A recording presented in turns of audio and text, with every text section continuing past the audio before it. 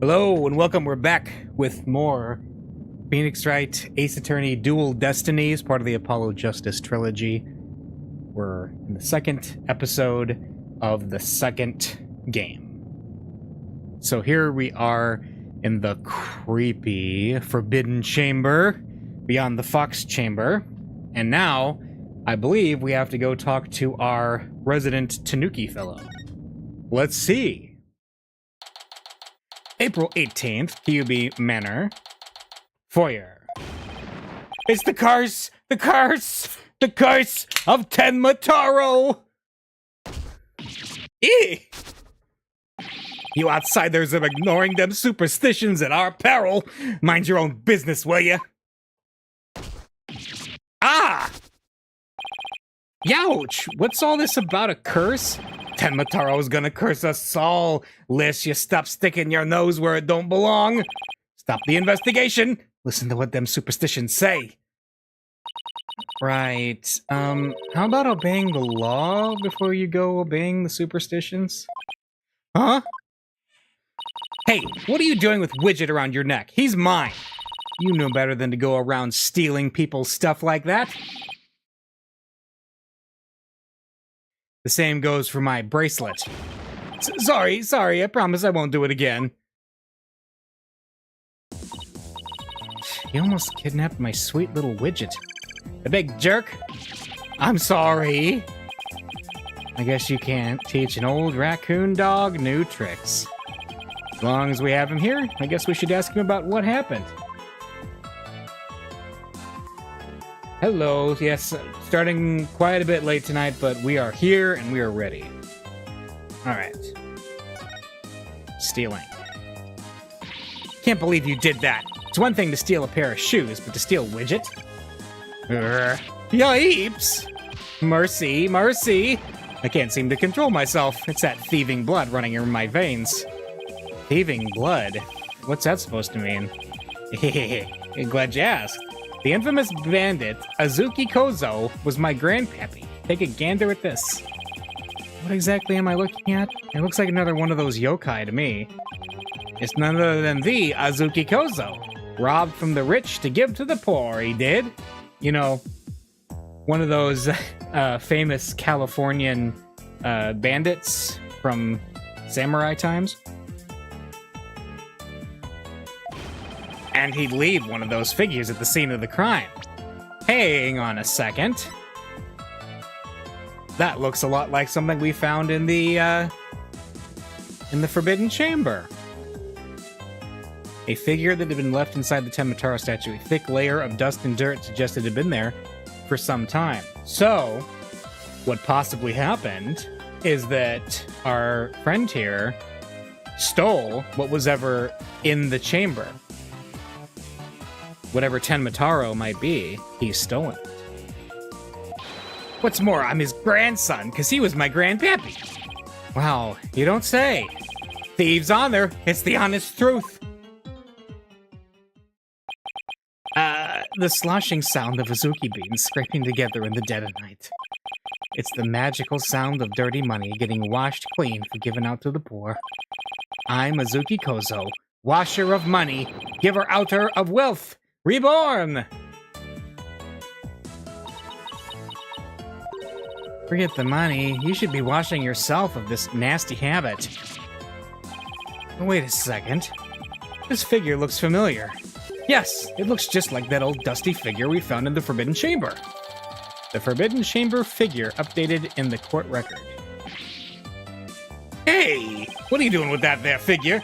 Oh, this? We found it in the Forbidden Chamber. Looks like it'd been there practically forever. Could mean my grandpappy broke into the Forbidden Chamber way back. Hey, that reminds me. He once told me there's treasure in that there chamber. Treasure? The Forbidden Chamber's treasure. What do you know about the treasure in the Forbidden Chamber? Only that it's the greatest rich quick chance in the universe. Grandpappy told me all about it. Said there's an amazing treasure in there. There's something amazing in there? Didn't see anything like that, though. Your grandfather didn't, by chance, already steal it, did he? Seeing how there was one of his figures in there, that just might be. That's Grandpappy for you. I bet he washed that treasure up real good before handing it out to the poor. Oh, of course, because he was so righteous. Tenmataro sighting. In court, you mentioned seeing Tenmataro near the scene of the crime. Sorry, I didn't come clean right away, but them superstitions got the better of me. The people of Ninetails Vale sure seem like a superstitious bunch. I'm not surprised you wouldn't want to talk about seeing Tenmataro. Darn right! Them superstitions scare me out of my wits, I tell you. That's why I'm gonna do exactly what they say from now on. So you plan on staying here in Ninetails Vale? Yep, I'm gonna keep living right here and keep with the old ways, just like Grandpappy did. Them superstitions are like a rulebook to me, those ancient Californian superstitions. Wait, so you're saying you actually believe in those old wives' tales? Ain't you been listening to a word I said? You're gonna do exactly what them superstitions say. Well, I say that's baloney.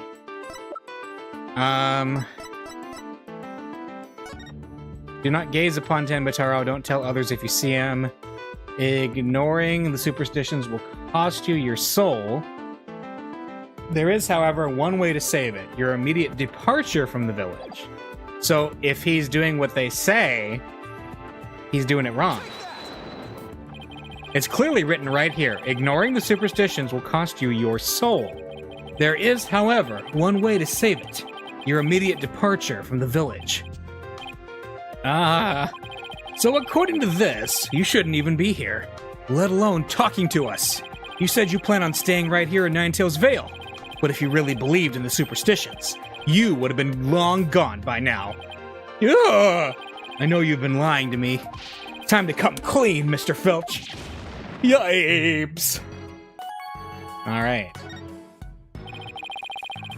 You were lying about believing in the superstitions, weren't you? Sorry, but I didn't have no choice. So what was the real reason why you couldn't talk about seeing Tenmataro? It's all that pretty boy's fault, Mr. LaBelle, if you know what I mean. He told me not to say a word about seeing Tenmataro. Said if I did, he'd do to me what them superstitions said would happen. So it was Mr. LaBelle who muzzled you? Why would Mr. LaBelle want to scare you into silence? Mr. LaBelle was trying to protect that little maid gal. It was on account of that rumor that went about her being possessed. That rumor again. I guess we really do have to talk to Mayor Tenma about the possession rumor. Ouch! Hey, watch it! Village superstitions stolen by Phineas Filch. I'll be taking this back now. Hey, kind of like family to me. You could have just asked instead of stealing it. Was that all we wanted to ask Mr. Filch? Yeah, I think that was it. Let's go see Mr. Tenmataro one more time. Just thinking about dealing with that yokai again makes me want to say, pass! Oh, is it pass? Okay, let's... Is there supposed to be a joke there? Because if so, I'm missing it. Alright, let's go to the detention center. April 18th, detention center, visitors room. Lord Tenma, your attorneys are here to see you, your malevolence. Why are you speaking like that? Oh, Mayor Tenma, you've returned. Yes, well, Jinxie came by earlier to apply a new charm to my head. It seems. Pass is an ancient Californian inside... Oh, yeah, right. Yeah, I wouldn't get those ancient Californians. That's a relief. Maybe we'll actually get somewhere this time. So, what can I do for you today? We'd like to ask about the rumor that Jinxie is possessed. Ah! She allegedly left the yokai evidence at the scene while under a demon's power. At least that's what the prosecution is going to claim at tomorrow's trial.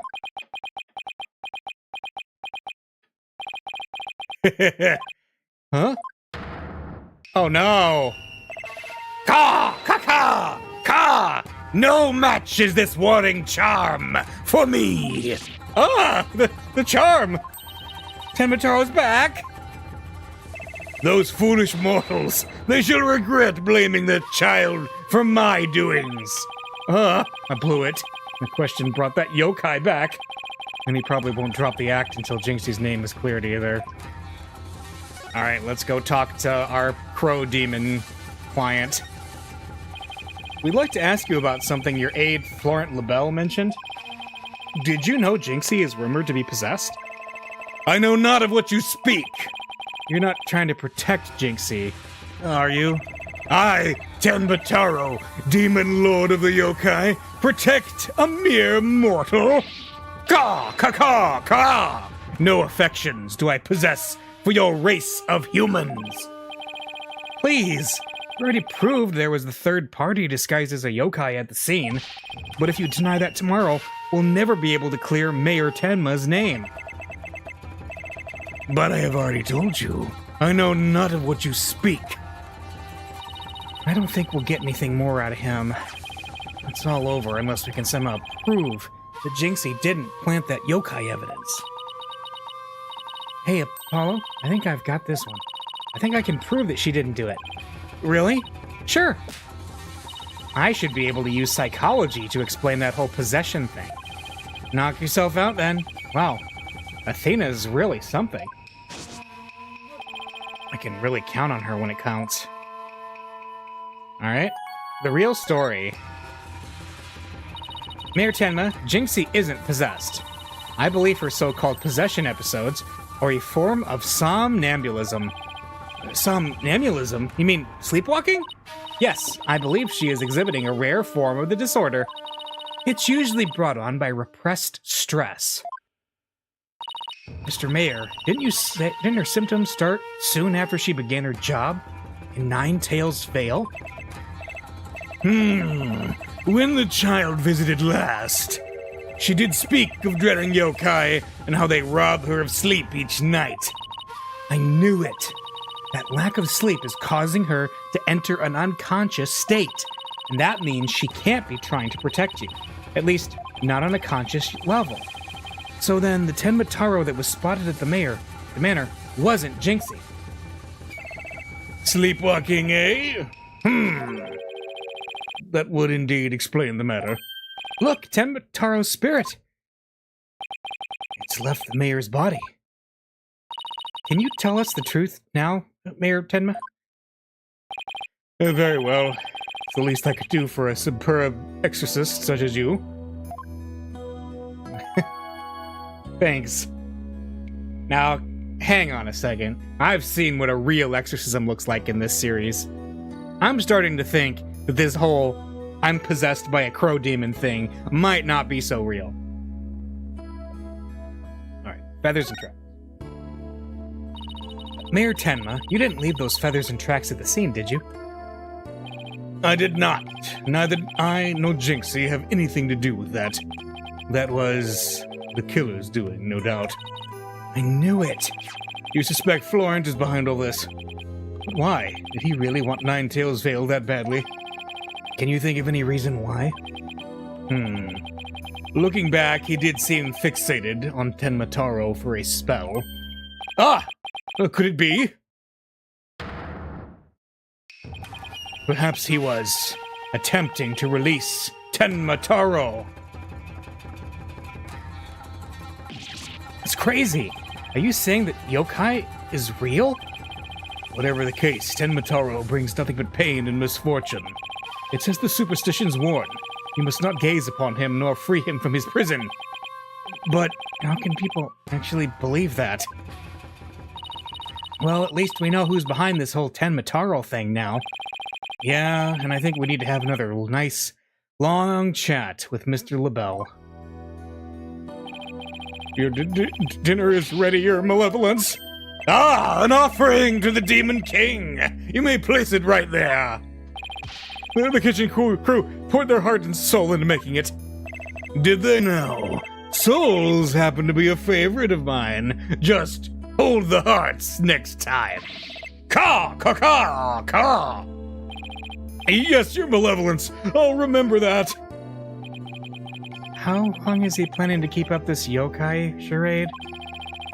Well, we've already talked to Mr. Filch and Mayor Tenma, so why don't we go see Florent LaBelle next, now that we know the truth? He won't be able to claim that the Tenmataro was Jinxie or the mayor anymore.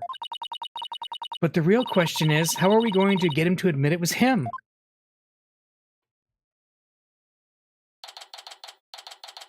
April 18th, Kyubi Manor, foyer.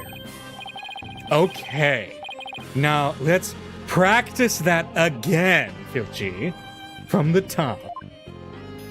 Mr. LaBelle was in the foyer at the time of the crime, and when we, heard the scream, oh heck, what was the next part again? Yeah! You have the memory capacity of a flea. This is the 13th time, you know. Now, 100 times more, and we're done. What on earth are they practicing? Oh, I ain't cut out for this. Whoopsie daisy. Oh. Oh, begging your pardon, Mr. LaBelle, sir. It's just all this practice. Yipes! Unbelievable. What if you'd sullied my outfit with those grubby paws of yours? Did Filch filch LaBelle's wallet just now? So, what do you think they're up to this time, Apollo? Oh, it's you two. Eavesdropping, are we? You peasants are so tacky. Well, what do you want with me? Your confession to being the Tenmataro imposter would be nice right about now. Let's talk. Taro's true identity. Mr. Filch filled me in on the conversation you two had, and about how you told him not to say a word about seeing Tenmataro. Filchy, you fool! Yipes! I told you nothing good would come of you running your mouth. So why did you want to keep Mr. Filch quiet like that, Mr. LaBelle? Why? To protect darling little Jinxie, of course. But Jinxie was never really possessed. She was sleepwalking. Being asleep at the time, she couldn't have been consciously trying to protect the mayor. That also means she couldn't have possibly been Tenmataro. Interesting. But where are you going with this?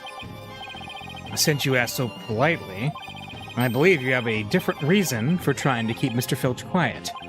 That reason would be to deflect doubt away from the one who was really Tenmataro. Now this is getting interesting. Are you insinuating that I'm Tenmataro? So sorry to disappoint, but I'm nothing of the sort. That's right. Mr. LaBelle even told me Tenmataro was a jinx. Ow! Ow! Ow! I said Tenmataro was Jinxie, you fool. Honestly, you have the memory capacity of a flea. Practice it 100 times more. Yipes. So, have you been called to testify tomorrow? Yes, and I'm so looking forward to my courtroom debut. But you'll just have to wait until then. Oh, I'll be waiting with a special piece of evidence I've been saving just for you. Filchy! Wake up, you lazy bones. Huh? What? Was I sleeping? It must have been that sweet cologne of yours, Mr. LaBelle. It made me right sleepy, it did. Well, it's time for your lesson on what to do and say tomorrow. Oh, I'm begging ya, not another lesson. I ain't cut out for this thinking and remembering stuff. Ah! Right up the schnozzle. Keep quiet and do exactly as I say. No, please. Anything but another lesson. There they go. I missed our chance to get the truth out of him. Yeah, but we'll get the proof we need in court tomorrow, one way or another. All that's left now is that lie Jinxie told. We'd better go clear that up before tomorrow. You think they're done questioning Jinxie? Maybe. Let's see if she's over on Yokai Lane, shopping for more charms. I like that we're just automatically going to locations. I genuinely like that, because I kind of hate just randomly clicking around trying to find which place to go in these games. It feels a little bit like 90s adventure game pixel hunting. April 18th, Ninetales Vale, Yokai Lane.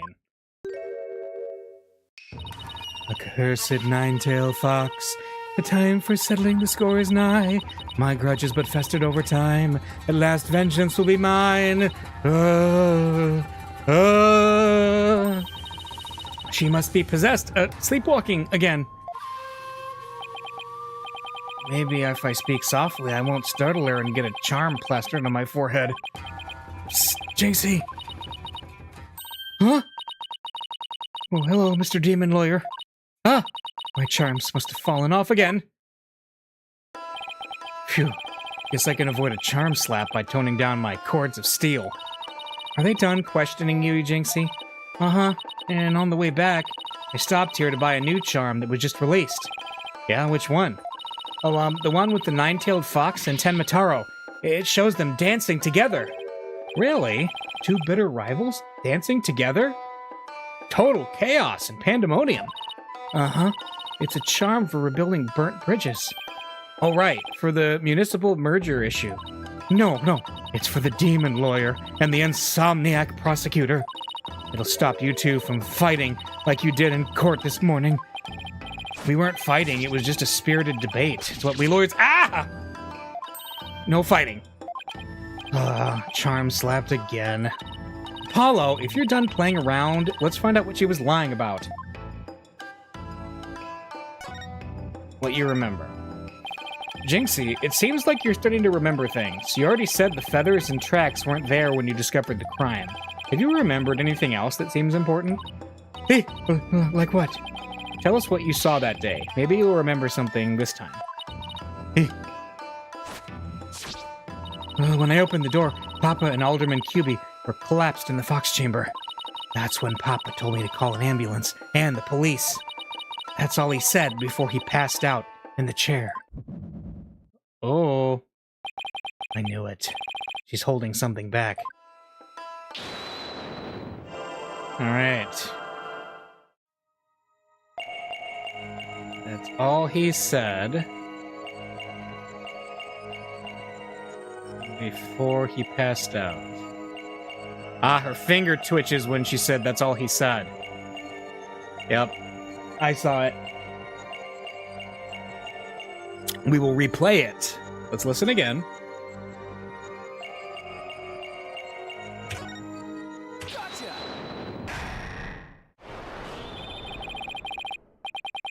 You were very nervous when you said that's all he said, weren't you? I know because I saw your fingers move, as if you were going to slap someone with a charm.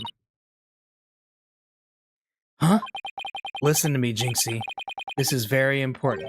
Did Mayor Tenma say anything else to you? It was nothing. He was just talking in his sleep. Talking in his sleep. So you admit that he did say something else. How could you tell? Only a demon could have such powers.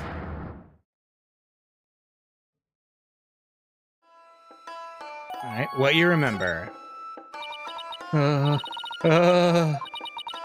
Like I said, he was just talking in his sleep. I mean, why else would Papa say something like that? Could you be a little more specific? Before he fainted, he said, "Forgive me, Jinxie. I killed Alderman Kyubi." He said what? The mayor actually confessed to the crime? But he didn't mean it. He couldn't possibly have known what he was saying. He was probably possessed, or maybe he was in the middle of a nightmare. A nightmare? No. This is a nightmare. This is one statement I wish I'd never heard. What in the world are we gonna do now? Return to the basics. That's right. Always believe in your client, no matter what happens. This is a lawyer's greatest and most trusted weapon. Right, just believe in my client, even if all I can see ahead is darkness and despair. Jinxie, does Prosecutor Blackwell know about your father's confession? I didn't mention it when he was questioning me. I mean, there's no way Papa's the killer. Why would the mayor confess like that? Could he really have been dreaming, or simply delirious? Who knows? But I sure feel like I'm in a living nightmare right now. Apollo, what are we going to do about tomorrow's trial? The crime scene was locked tight until Jinxie arrived, and our clients even confessed. Not only that, Jinxie has been accused of planting the yokai evidence. Both the mayor and Jinxie are going to go to prison if we don't do something. I know. Well, let's see here. Our lack of a third party in the locked room is a major problem. Jinxie has testified that when she first opened the door, Alderman Kyubi and Mayor Tenma were the only people she saw in the Fox Chamber. But the real killer must have been hiding in there as well. Considering the room was locked tight, that's the only logical explanation. Our mystery person must have then fled the Fox Chamber when it was opened. And that's when Jinxie saw what she thought was Tenma Taro. But Papa and the Alderman were the only people there. I didn't see anyone else. What's going on here? LaBelle's extremely pale, but he's far from transparent. So just how did he hide himself at the scene of the crime? Whatever it takes in court tomorrow, Apollo, we have to take down that dirty, rotten Tenma Taro, Florent LaBelle. Right, we'll get him with a legal exorcism. Justice style. Yeah. To be continued. You know, Apollo's bracelet's cool and all, but it's so hard to not be horribly spoiled by the great deductions, the deduction denouements and stuff from the dance of deduction. That's what it was in Great Ace Attorney. Those are the best. Yes, let's go to the next chapter.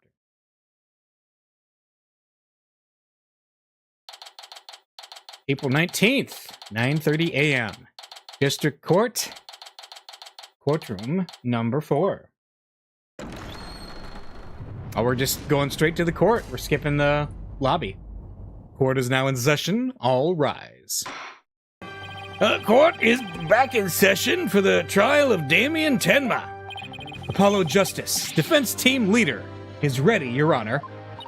Athena Sykes, assistant defender, is ready, Your Honor. Je suis prêt. As chipper as ever, I see. And in French, no less. And the prosecution? Very well, then. By the way, I asked Detective Fulbright to provide sturdier shackles today. There will be no more of your funny business this time, Prosecutor Blackquill. Now, your opening statement, if you would. I believe it's standard procedure for the prosecution to handle it. Looks like the judge is really bringing it today. He probably realized how Blackquill played him. That was one mean game of Simon Says. Yeah, his honor has to fight to defend his honor today. Your boldness. It's plain to see that you've always dreamed of delivering an epic opening statement. I have? Well, I don't know if I'd say that. Why, of course you have. I saw it in your eyes the last time you gave the opening statement.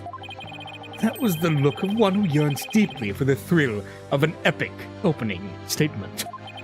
For decades now, you have been watching opening statements from your bench. They were the crown jewels of the court, the one thing you could not possess. The crown jewels? Of the court?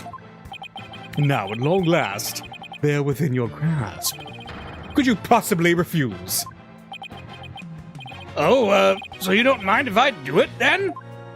I'll make a special exception just this once.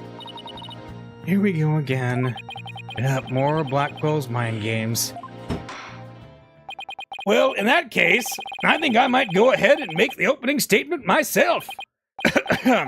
In yesterday's session, we learned the shocking truth that the victim, Alderman Rex Kilby, was the Amazing Ninetails. We also learned that the Amazing Ninetails was a key figure in the yokai craze and anti-merger protests.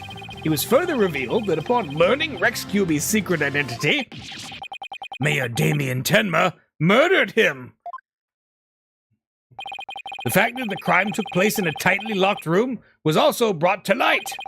And the only people in that tightly locked room were the defendant and the victim.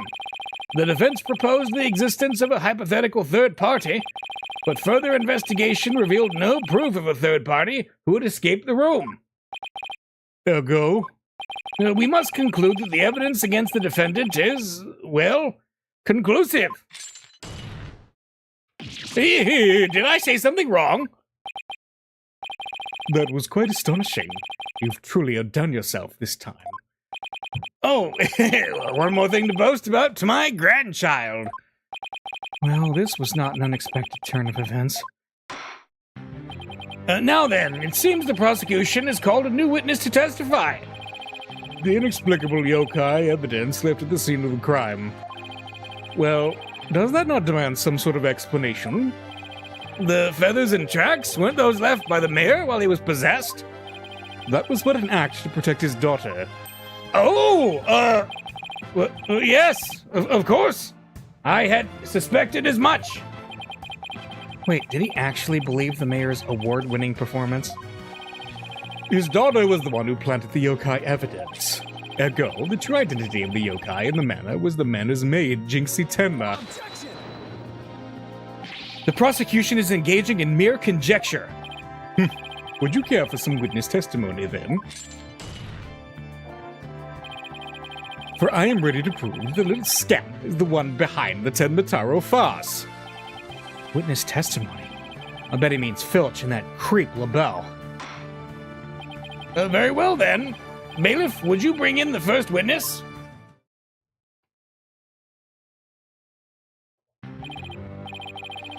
Mr. Filch, you made quite the hasty exit yesterday. See that it doesn't happen again today. I've been known for my hasty retreat since I was a kid. A bit of a trademark of mine.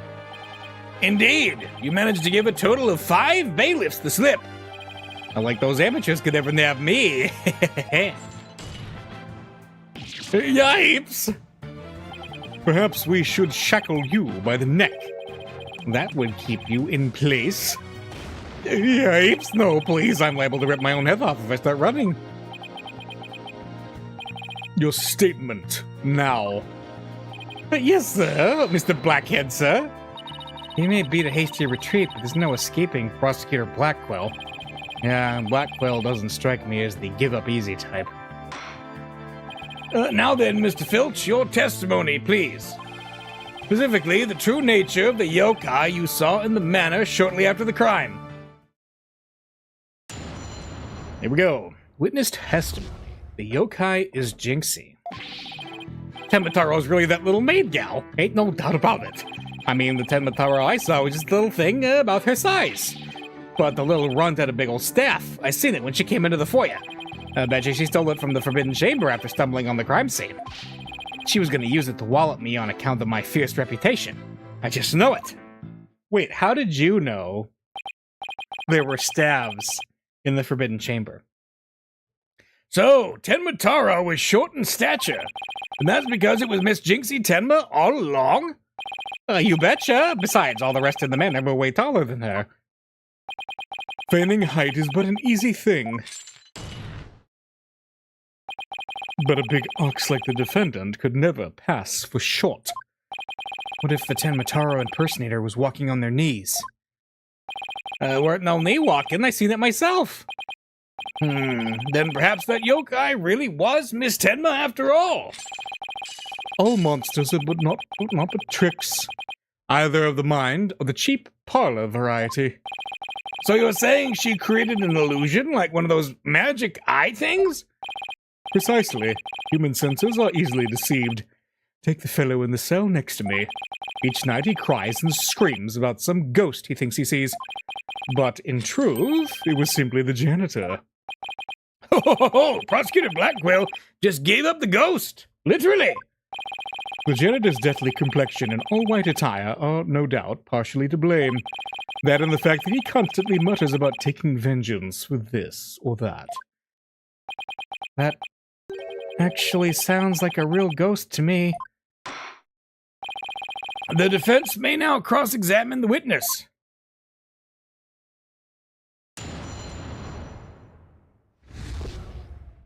The yokai is Jinxie. Tenmataro, okay, that maid gal, ain't no doubt about it.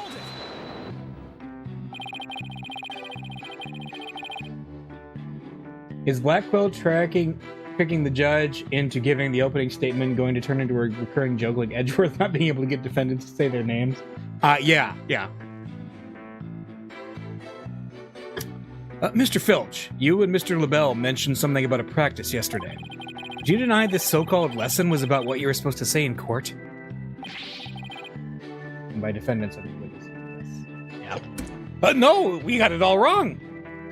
Then could you tell the court exactly what sort of lesson it was? It was, what was it again? Yipes. Oh, now I remember math, yeah. Numbers and stuff. He's completely under Blackwell's control, too. Anyway, that Tenmataro was that little maid gal, so what's the difference? Tenmataro I saw was just a little thing about her size. I take it you got a good look at how tall the Tenmataro impersonator was? You betcha! I got a habit of sizing people up. I can even give you a primer on how to pull it off. All under the table, Natch. I got a knack for figuring out where people's pockets are and how much money they have. I size them real good before I relieve them of their valuables. He just admitted to being a pickpocket right here in court. Does the witness hold that this Tenmataro entered the foyer? Darn right I do. But the little runt had a big old staff. Okay. Well, you're not going to brush it all off by claiming the perp was short. Must have hit a raw nerve because you ain't that tall yourself. Look who's talking, Mr. I've got to stand in a box just to testify. That's a great visual gag. Anyway, Mr. Filch, correct me if I'm wrong, but didn't you say the Tenmataro you saw had a staff? Cross my heart and hope to die. I know, because it went the jingle and the jangle. And where do you suppose that staff came from? The staff, you say? Well, bet you she stole it from the Forbidden Chamber. Okay, how does he know stabs are in the Forbidden Chamber? That's what I want to know. We'll come back to that one. I suppose you mean to say that Jinxie Tenma entered the Forbidden Chamber to get one? Well, I ain't never seen a staff like that in the Mana, so it had to be the Forbidden Chamber. Oh, really? The stench of LaBelle is thick in the air today. Jinxie entered the Forbidden Chamber after the incident. Then she took the staff and tried to cover up her actions by pretending to be Tenmataro. I guess that's what Filch is trying to say? Could Jinxie have even entered the Forbidden Chamber if she wanted to? There is one thing I was wondering about. No, because the key... Yeah, the mayor had swallowed it. Why did that yokai have a staff in the first place? Well, I've got my hunches about that. She was gonna use it to wallop me on account of my fierce reputation. Yep. Wallop you? And why would the so-called yokai want to do that? That little maid gal never did like me. She always hightails it when I come round, or she sticks those weird papers on my noggin. She probably thinks of him as the dreaded Tanuki monster of Kibi Manor or something. We need to prove that Jinxie isn't Tenmataro, but I have no idea how we're going to do that. All we have to do is prove that it was impossible for Jinxie to turn into Tenmataro, and that might be easier than you think. Really? Now's our chance. Our chance to expose the real Tenmataro for all to see. Alright. Here we go. The key. It would seem that Tenmataro was in fact not this innocent little girl. Huh? How you figure that? You claim the Tenmataro you saw had one of those staves from the Forbidden Chamber. But it would have been impossible for Miss Tenmataro to get a hold of one. Care to elaborate, Mr. Justice? The mayor swallowed this key shortly after the murder. He wanted to keep the killer out of the Forbidden Chamber. What's this? This key was deep in the mayor's stomach when Miss Tenma discovered the crime scene. So you see, it would have been impossible for her to get into the Forbidden Chamber. In short, the Tenma seen holding that staff could not have been Jinxie Tenma. Ugh! Ah! What?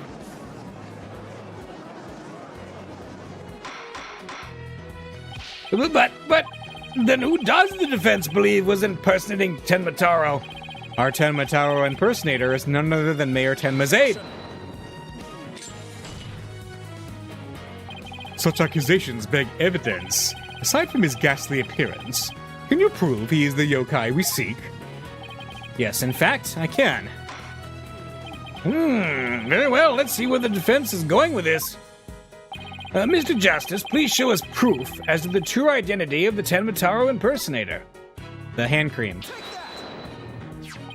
We found this hand cream in the Forbidden Chamber, and we know that whoever was Tenma took one of the staves out of there. In short, I believe whoever this hand cream belongs to is the yokai impersonator we're looking for. But Mr. Justice, how do you propose to identify the hand cream's owner? I'm glad you asked, Your Honor. The defense requests a fingerprint analysis on this piece of evidence. It might tell us who it belongs to. Interesting. So you expect to find the yokai's prints there? Very well. I hereby call a short recess while we wait for the fingerprint results. No need for that, Your Boldness. We have the prints of everyone at the manor that day. You called Prosecutor Blackwell? Could anyone be more whipped? Fool Bright, analyze this for prints. You have 3 minutes. Your wish is my command. Very well, then. I guess we'll just wait right here.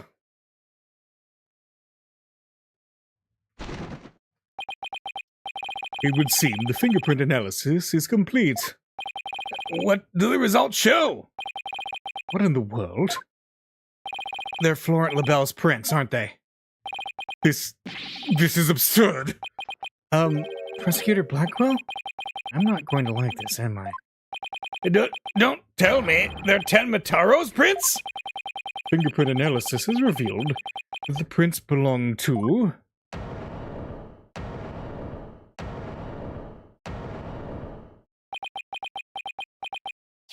Phineas Filch. Objection! Wait, what? What? Then Mr. Labelle wasn't the one who entered the Forbidden Chamber? Objection. Why, you tricksy little tanuki! Explain yourself now!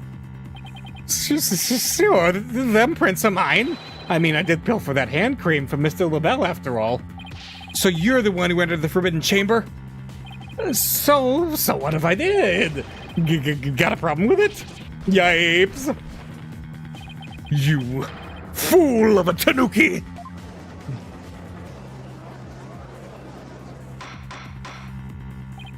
Order! Mr. Justice, care to explain what this could mean? Excellent question. The fact that Mr. Filch was in the Forbidden Chamber... Wait a second. Does this mean the Tenma holding that staff was Phineas Filch? Yipes! Aye, another cat out of the bag. Mr. Filch is Tenma? What a twist. I don't understand. Does this mean Mr. Filch is the real killer? The witness will explain himself this instant. Begging your pardon, Your Honorship, but I was just doing what the alderman told me. He wanted me to be Tenma in the village exorcism ritual. Oh, you mean that event at the Ninetales Vale Festival? So that was you inside the Tenma costume? Yep, and after the event I went to watch that pro wrestling program. But it bored me to tears on account of the wrestlers being complete jobbers. So we didn't actually watch the entire wrestling match. That's when I looked at the Tenma costume and got a great idea. Nobody can tell it's me while I'm wearing it. And because of them superstitions, no matter what I do, the villagers won't say a word. In other words, you use the superstitions to effectively render yourself invisible. Why did you want to enter the Forbidden Chamber in the first place? Because of the treasure there! I thought that was my big chance to sneak on in and nab it. Treasure? Hey, only that it's the greatest get rich quick chance in the universe. Grandpappy told me all about it. Said there's an amazing treasure in there. He went in there not knowing his grandfather had already pilfered it. Guess that's one tale that didn't get passed down from grandpappy to grandson. Wait, how exactly did you get into the Forbidden Chamber? There was a meeting in the Fox Chamber that day. Plus, the mayor swallowed the only key that could open the Forbidden Chamber's door. You couldn't have possibly gotten in! I could go through the air vent in the foyer. The vents left of the alderman's picture. I went on in and made a nice little hole. Used that to get into the air ducts that lead to the Forbidden Chamber, I did. You what? But how's that even possible? Wait, a sec? Remember that air vent in the Forbidden Chamber? So Mr. Filch found a way to get into that air duct. Regular solid snake Filch here.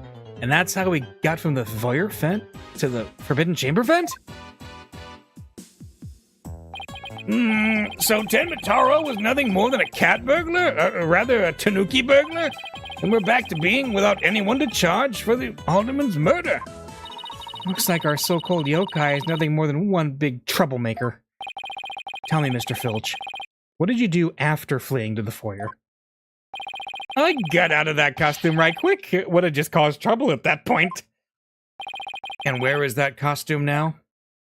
Heck if I know, and it ain't my fault if you never find it. The police searched every nook and cranny. No yokai costume was left in the manor. What if it was tossed outside the manor? Ah! No way. But maybe, just maybe. Yep. The defense seems to have hit upon an idea. Well, go on, Mr. Justice. Okay, here's what I think. Mr. Filch, did you get rid of the costume here? The window? Did you toss it out the window? Because that would certainly explain why it didn't turn up inside the manor. You think I tossed it out the window? That would costume cost me a pretty penny. So why would I go do something like that? I can think of a few reasons. Any bright ideas, Apollo? Well, assuming the costume really was tossed out from the window, then the next question would be, what happened to it after that? And if I'm right, I might have just the thing to prove what happened to the costume. Phineas Filch, I have just the evidence for you. You do? This evidence proves you got rid of your Tenmataro costume through the window. The paper. That's... Tenmataro flying through the sky? And just how does that prove Mr. Filch threw his costume out the window? It's quite simple. That's not Tenmataro in the photo. It's the costume Mr. Filch threw out.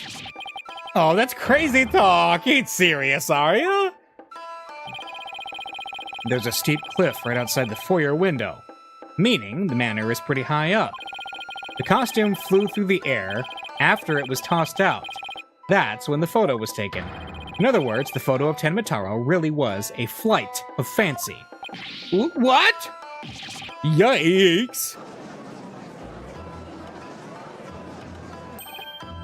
Oh my! So there really never was a yokai. Oh, I can't keep any of them cats back. Can I still file a claim for the lost costume? This more than proves the defense's position. Jinxie Tenma had nothing to do with staging the yokai sighting. Care to raise any objections, Prosecutor Blackquill? None whatsoever. I'll deal with that tricksy Tanuki after I've dealt with this case. We did it. Good going. Now all we have to do is make Florent LaBelle take the stand. Uh-oh. sheathing the sword a bit early, are we not? Huh? Nothing has been proven beyond a doubt. Take this tricksy little Tanuki, for instance. How do you suppose he was able to exit the Forbidden Chamber? Probably the same way he got in? Through the chamber's air vent. And what of the feathers and tracks at the scene of the crime? They would suggest that the Tanuki exited through the chamber door, not the air vent. Well, hello. But the Forbidden Chamber doesn't open from the inside, so what you're saying makes no sense. Right? Someone on the outside opened the door for you. Isn't that right? Yep, that's right, Mr. Blackjack. The door suddenly sprung right open. Sprung right open? Who was on the other side? Didn't get a good look on account of the sudden glare. Uh-huh. Like how the reflection from my head blinds fellow moviegoers emerging from the dark. Okay. Thanks, Judge. That's when I snatched that staff and made my daring escape. And then that little maid gal spotted me as I hightailed it down the hall. That means the Forbidden Chamber wasn't opened until after the crime was discovered. But wait, we still don't know who opened it. Maybe there really was a third person in the Fox Chamber. Objection! Well, you little Tanuki, when the Forbidden Chamber opened, did you see the accused passed out there? No, only one was there, the alderman, and he was dead as a doornail. If the accused wasn't there, what do you suppose he was up to? Uh-oh, I don't like where this is going. Ah! Don't tell me! Plainly, the only one who could have opened the Forbidden Chamber was the accused, Damien Tenma. Oh.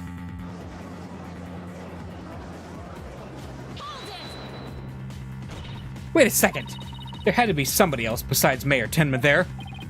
Really? And who might that be? Oh, well, that would be... Objection! It seems our feisty little lass has forgotten the most important thing. Evidence. I didn't forget. I was just testing your attention to details. Miss Sykes, you can't prove your point without proof of some sort. It's a proven fact. Sorry. Guess I put my foot in my mouth again. No, Athena, we're definitely onto something here. We are? Think about it. If Filch was stuck inside the Forbidden Chamber, one of the alibis we heard would no longer hold any water. The defense would like to call a new witness to the stand. Someone who knew Mr. Filch was stuck in the Forbidden Chamber. And by virtue of knowing this, he has an alibi that no longer adds up. Aha, not that insufferable. Very well, the court will hear what Mr. Justice has to say. Whose alibi no longer adds up? Well, it's Florent LaBelle's, because he was supposedly with Filch. Yeah. Why, that's the defendant's aide, Florent LaBelle. Didn't he claim to be in the foyer at the time of the crime? True, but in his alibi, he also claimed Mr. Filch was in the foyer too. However, as we all know now, Mr. Filch was not there with Mr. LaBelle at the time. In short, Mr. LaBelle's alibi has disappeared. Ugh! Florent LaBelle's alibi was one big lie. Isn't that right, Mr. Filch? I reckon there ain't no keeping that cat in the bag here, neither. It was all Mr. LaBelle's idea. He told me he'd button his lip about me breaking into the Forbidden Chamber. And in return, he said we'd vouch for each other's alibi. Shame on you, Mr. Filch. Perjury is a serious crime, you know. Really? Oh, shucks. Mercy, you're on the ship. Mercy. Ah. I also assert that the person who opened the Forbidden Chamber for Mr. Filch was none other than Florent LaBelle. After all, his alibi had just been proven to be a complete fabrication. I see. We will take a 20-minute recess, after which time we will see what Mr. LaBelle has to say for himself. Yes, we're finally going to drag that slippery snake onto the stand. In the meantime, the prosecution will question Mr. LaBelle about these new allegations.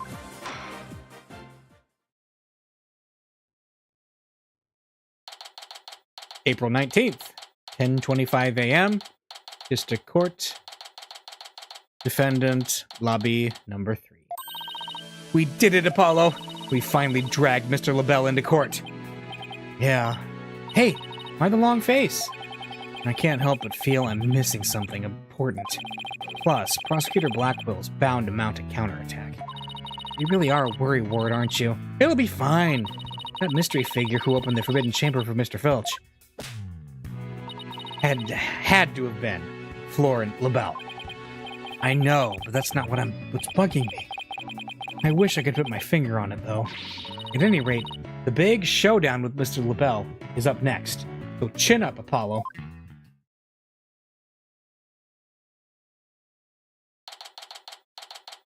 Okay, April 19th, 11 a.m. District Court. Courtroom number 4.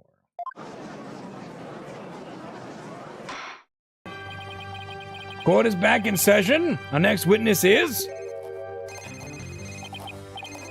Yes, I'm acting on behalf of the mayor in this very important matter.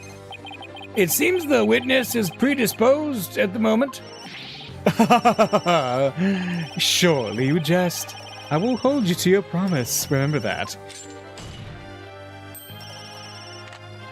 Oh, my deepest apologies. This is Florent LaBelle, personal aide to Mayor Tenma. Or should I say, the accused? Ouch, like the poor mayor hasn't suffered enough. Well, what business do you have with me? I'm a very busy man, so let's make this as brief as possible. Your boldness. Right. Mr. Filch's testimony has revealed a hole in your alibi. And for this reason, you are suspected of having some sort of connection with the case at hand. To think I'd be associated with this entirely lurid affair. Well, I'm not. So may I go now? I have very important matters to attend to. Objection! I don't think so, Mr. LaBelle. Do you realize what a serious crime you've committed? Witness, you're being accused of perjury. This is your chance to clear the air. Fine. The truth is, I faked my alibi for a very good reason. The mayor was obviously the killer, so I created a fake alibi to confuse the matter. You see, as his personal aide, I felt I had to protect him. Sorry! You think this is funny? Without your alibi, you're a suspect too. What were you really doing at the time of the crime? Peasant, how dare you accuse me, one of the beautiful people, of being...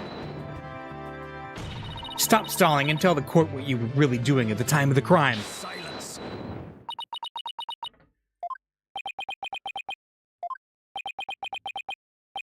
Enough jabbering. Swords have been drawn. The time for talk is past. Swords? What swords? This is a duel to the death. The fate of the accused rests in our hands. Begone, ye of cowardly heart! The battlefield hath no place for ye. Again. Oh, my. Spare me, please!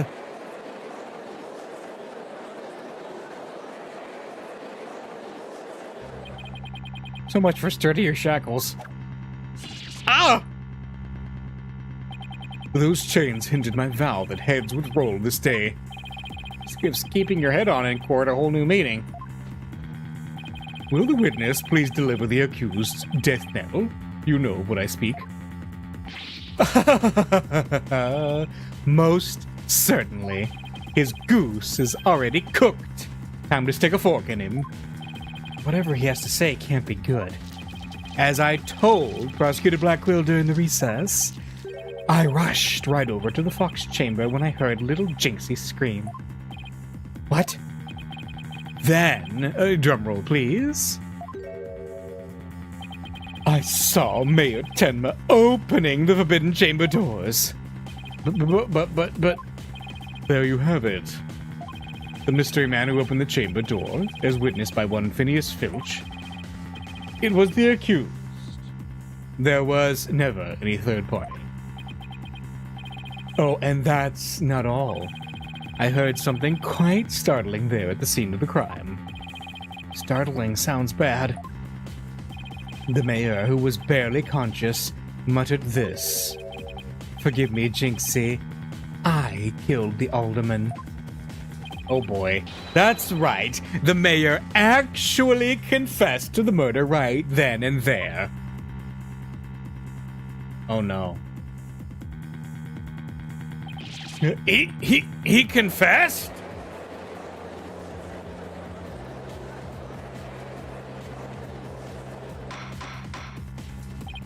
Order in the court. This is quite conclusive testimony if it stands.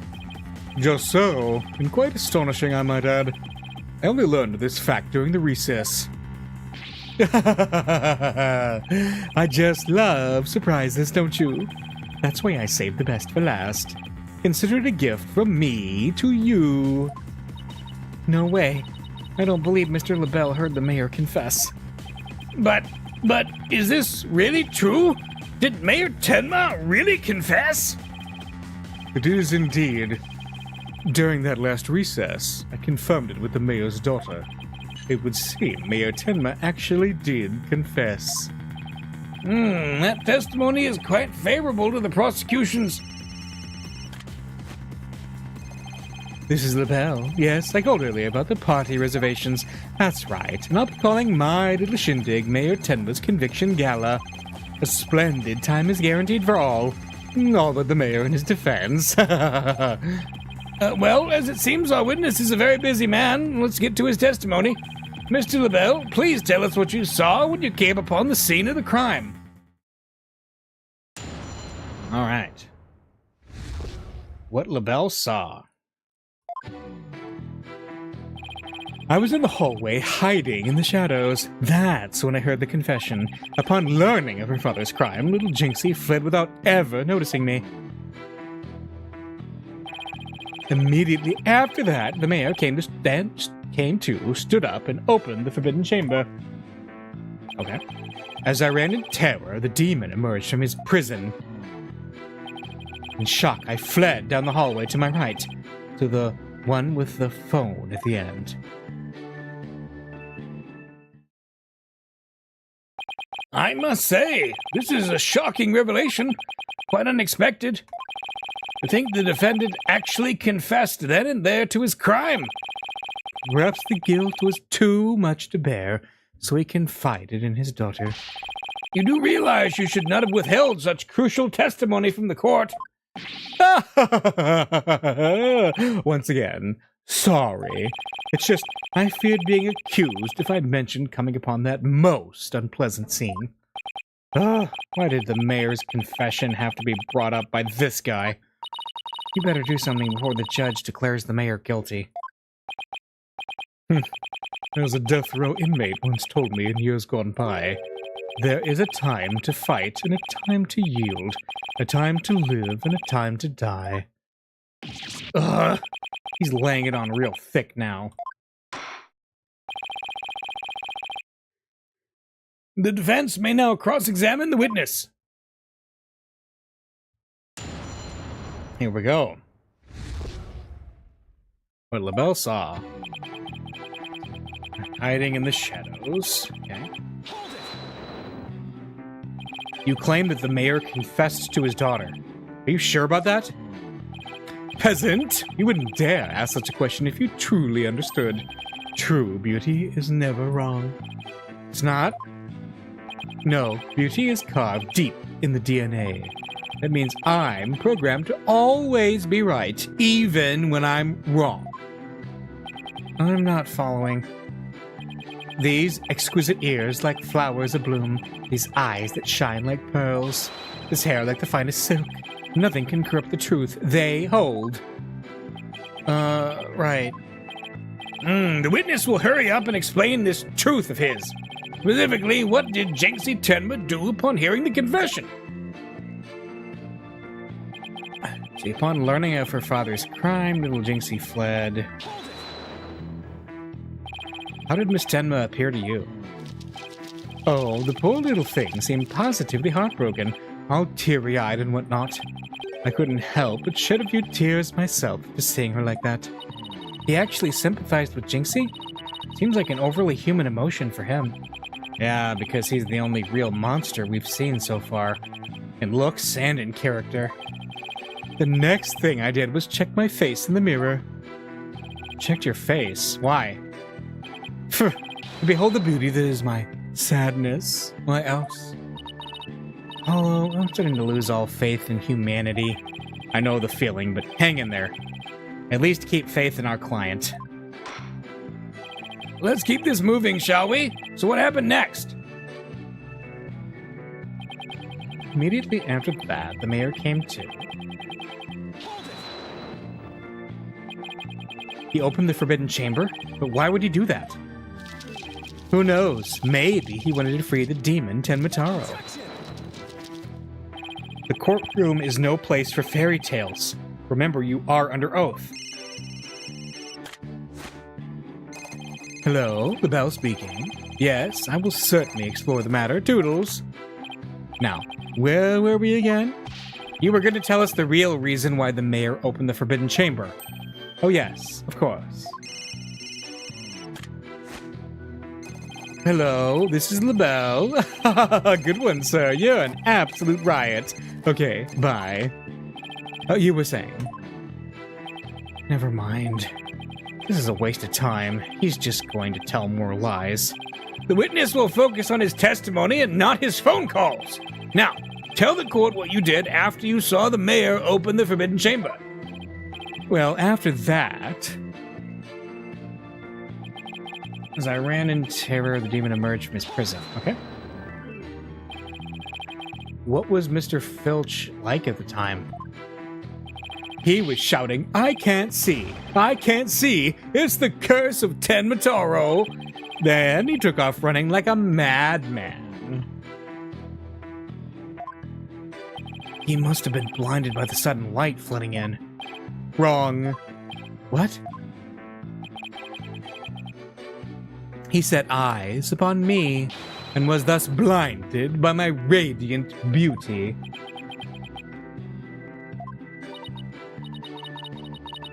So, it was the curse of Florent LaBelle rather than Tenmataro? Yes, I'm afraid such beauty can be a curse. It's almost criminal. The only thing criminal here is your ceaseless jabbering. Now, get on with your testimony. Oh, forgive me, your darkness. Let's see. Oh yes, I fled for dear life from Tenmataro, and...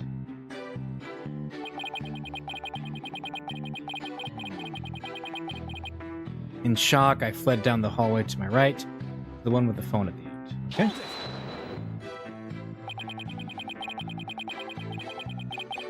So after you fled into the hallway with the phone at the end, Tenmataro ran off toward the foyer? Precisely. Notice any inconsistencies, Apollo? Well, Jinxie also saw Tenmataro, right? She did. She said they passed each other in the hall after she made that call to the police. Well, if LaBelle had fled down the hall where that phone is, Jinxie would have seen him when she was returning from making her call. Oh, right! And if she saw him, she would have definitely asked him for help. Right, it just doesn't make any sense. Time to review the evidence. If we don't find some way to poke a hole in his testimony, Mayor Tenma is as good as guilty. This is bad. Very bad. We need to find an inconsistency, a mistake, some kind of conflict. It's all over if we can't find a flaw in the prosecution's case. Yes, okay, I get it. It's very tense. Hang on. This is what he said. He fled down the hallway to my right, to the one with the phone. Do we have Jinxie's testimony? After leaving the scene and calling the police, they passed each other at a bend in the hall as he made for the foyer. She couldn't call for help because there was no one else in the hall. So hang on a second. Do we have the floor plan? Yes. Okay, let's look at the floor plan real quick. All right. So Jinxie ran up to the phone, right? She was making the call, and then she came out, and then she ran into Tenmataro. So the big inconsistency here is LaBelle is saying that Jinxie ran out and ran down the steps. He came out hidden and was hiding in the corner. And then Tenmataro came out and he ran out too, and he called the police. So there is our inconsistency. So let's do Jinxie's statement. Yeah. Florent LaBelle, you're lying about having witnessed those events from the hallway. Ah! What on earth do you mean? Yes. Care to fill the rest of us in, Mr. Justice? If Mr. LaBelle had really fled down into the hall with a phone in it, he would have crossed paths with Miss Tenma. What's this? After she discovered the crime scene, she immediately went to call the police. Then, after making her call, she went back to the main hallway, whereupon she encountered the demon, yokai, or whatever you want to call it. Filch. As for me, I call it Phineas Filch in a Tenma Taro costume. The encounter happened right where the hallways meet. As for Mr. LaBelle, if he had fled here, feigning escape from the yokai imposter, why... Yes, the two would have crossed paths. Right, except Miss Tenma told us that there was no one else in the hall. In short, Miss Tenma did not see you in the hall because you were never really there. My eyes, my beautiful eyes. Ha! Not such a fabulous sentence now, is it? But, Mr. Justice, the witness also stated that he heard the mayor confess. If he was lying about hearing the confession from the hall, then where was he when he heard it? Inside the Fox Chamber. Where else? But isn't that within the very crime scene? It is, Your Honor, and that means he's not really a witness. Rather, he's the third party I've been alleging this whole time. What? You think I'm the killer? How dare you? Silence. Foolish fop. The true man knows when he is beaten. A shield of lies come to naught before a foe with the sword of truth bared. Prosecutor Blackquill, what are you? I thought we were on the same side. You are mistaken. There are no sides here, save for my cold, steely edge of judgment. You are alone upon this battlefield, with naught but your lies and sickly sweet perfume. Oh, what just happened? Blackwell's really tearing into him. You heard the mayor's confession from the insides, did you not, you deviant dandy? To the sole location from which you could have seen and heard the mayor and the Tanuki, without either of them noticing you were right there in the Fox Chamber. Oh, my. So that's how it's going to be. Fine. I'll come clean then. Seriously? You admit to being there in the Fox Chamber? I do. I did enter the room after the murder, but I was afraid of being falsely accused, so I lied about it.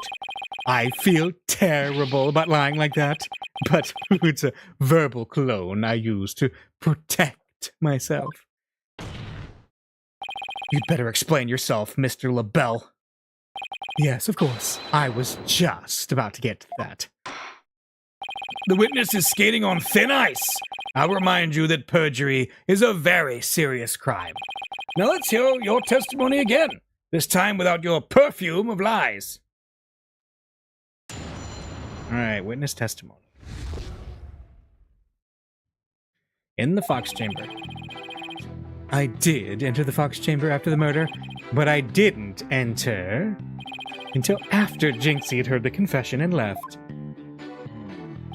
I heard the mayor groan and hid behind the folding screen there.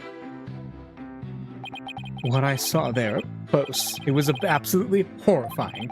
So you see, I was there, but merely watching from behind the screen.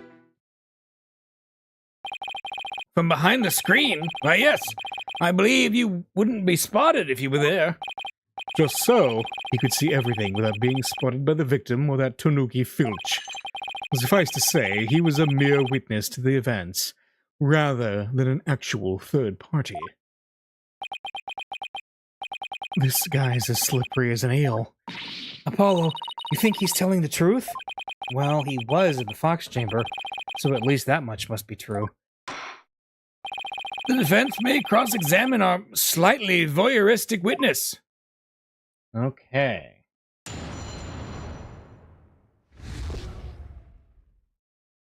In the Fox Chamber. Okay. I did enter the Fox Chamber.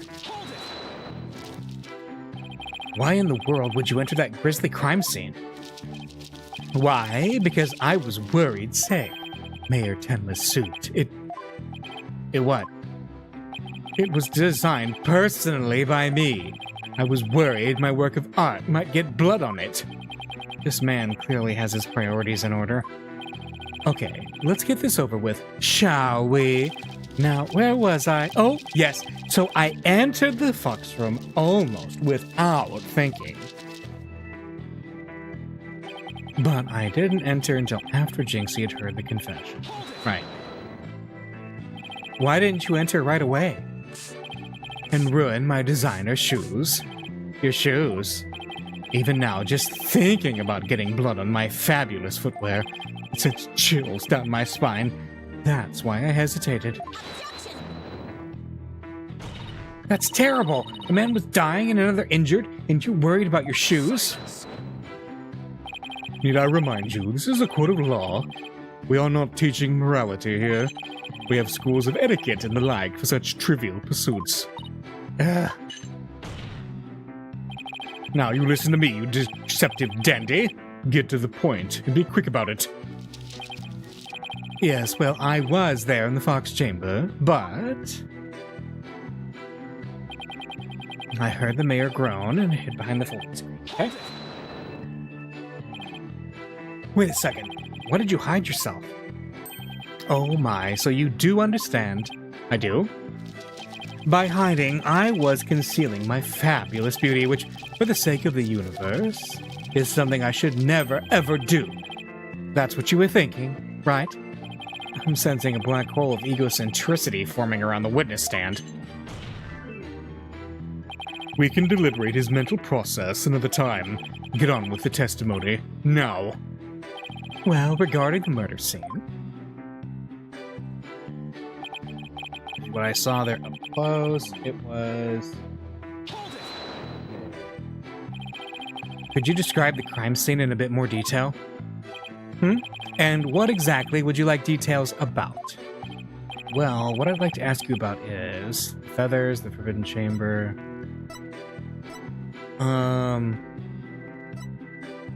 So the feathers in the tracks, I mean, they were there.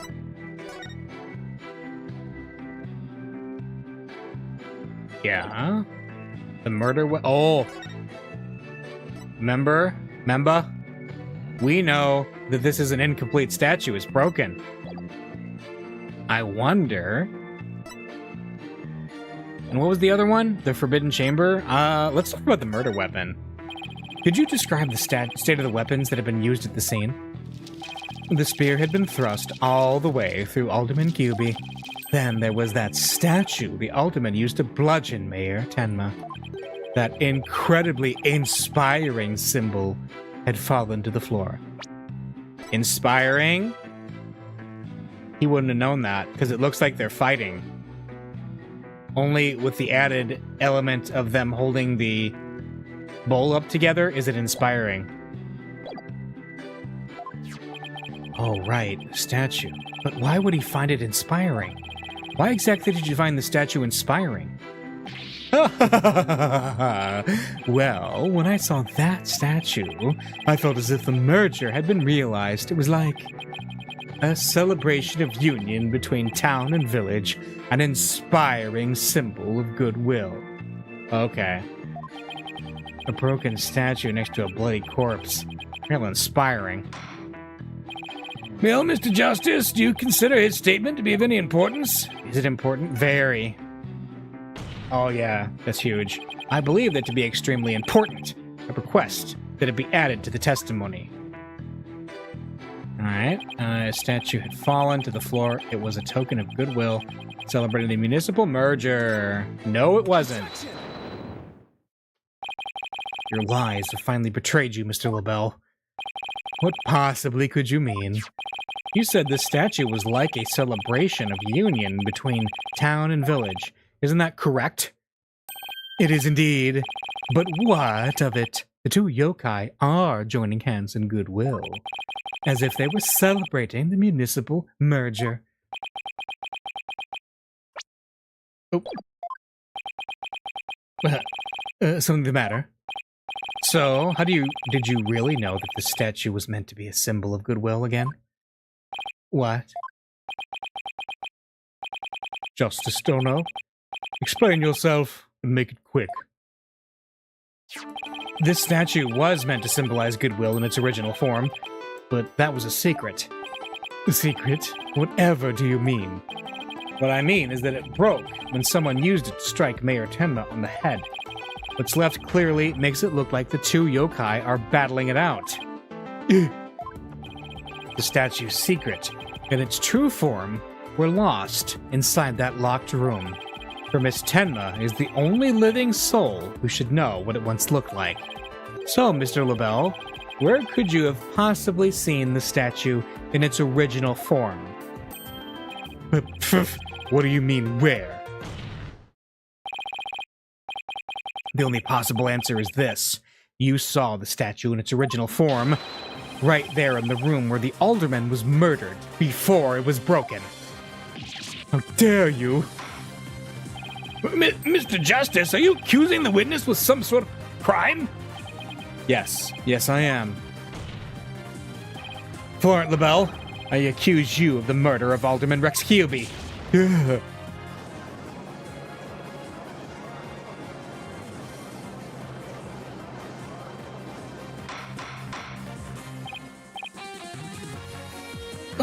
Order! Mr. LaBelle, you've been accused of murder. Do you have anything to say in your defense? How could you possibly accuse me, the embodiment of beauty? Way to go, Apollo. This is the conclusive evidence we needed. Magnifico. We've got you now. We know you killed the alderman. Now admit it. Silence. Uh-oh.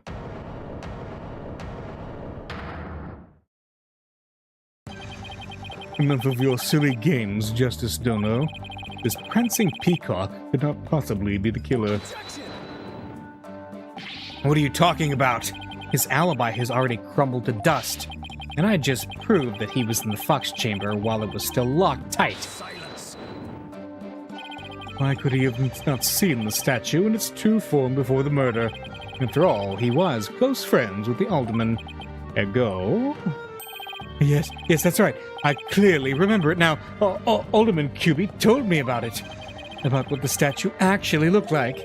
I mean, he was a good friend of mine. Yeah, right. He wouldn't show you a secret gift just like that. Moreover, it has already been proven that he was not present at the scene of the crime. It has? Forgotten, have we? Recall the little scamp's statement, if you will. When Jinxie Tenma unlocked the Fox chamber, she saw the alderman and the mayor collapsed therein, and no one else. Oh, dang it. The fact is, it was you two who made that apparent in yesterday's court session. Thus, Florent LaBelle could not possibly have been in that locked room. No!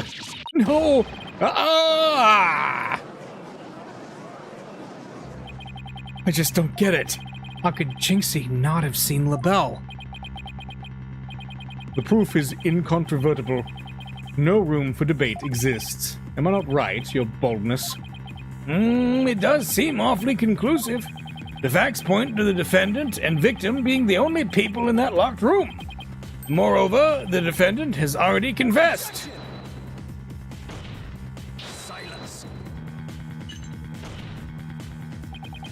You cannot defend the indefensible. Your role in this charade is over, Justice Dodo. But... Your boldness. This trial would last an eternity if we were to keep crossing blades with these simpletons. It is high time you brought down the hammer of justice. A point well made. I believe it's time to declare a verdict. This court finds the defendant, Damien Tenma.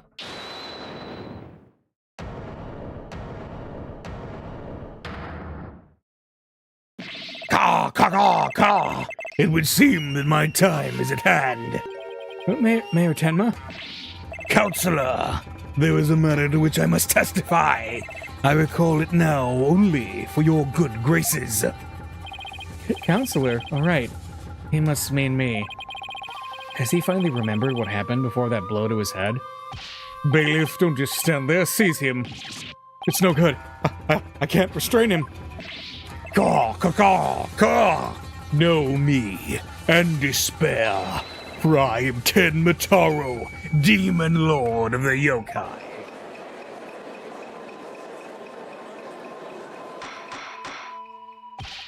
Mr. Justice, do something! Since when am I responsible for court security? Apollo, this is our chance. We might get some new information out of him. Your Honor, seeing as our client has something new to say, I believe due process demands that we hear him out, even if he is a yokai. Well, when you put it that way... Still, I believe testimony by a yokai is unprecedented in the legal world. Unprecedented in absurdity, more like. All right then, Mr. Damien Tenma, or should I say Mr. Tenma Taro, your testimony, please. I shall now speak of recollections most real, courtesy of my host, Damien Tenma. Heed these words, mortals, for hear them, but once you shall. Caw, caw, caw, caw.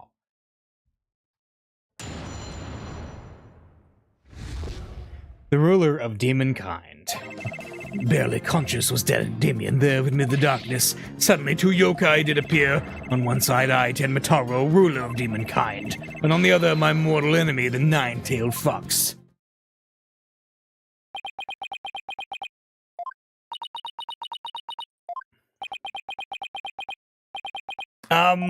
So is the defendant asserting that the room he was in was very dark at the time? Strange as it may be, yes. Indeed, all was in darkness. And the part about Tenma Taro and the 9-tailed fox being there?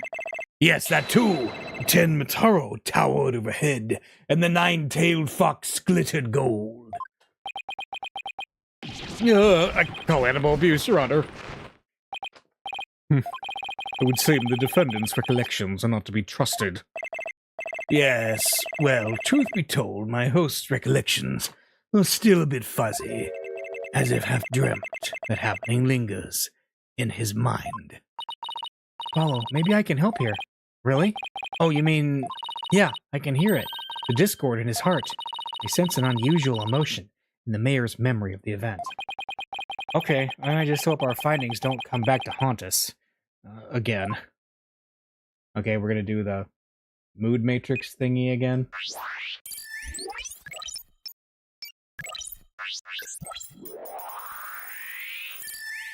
Alright.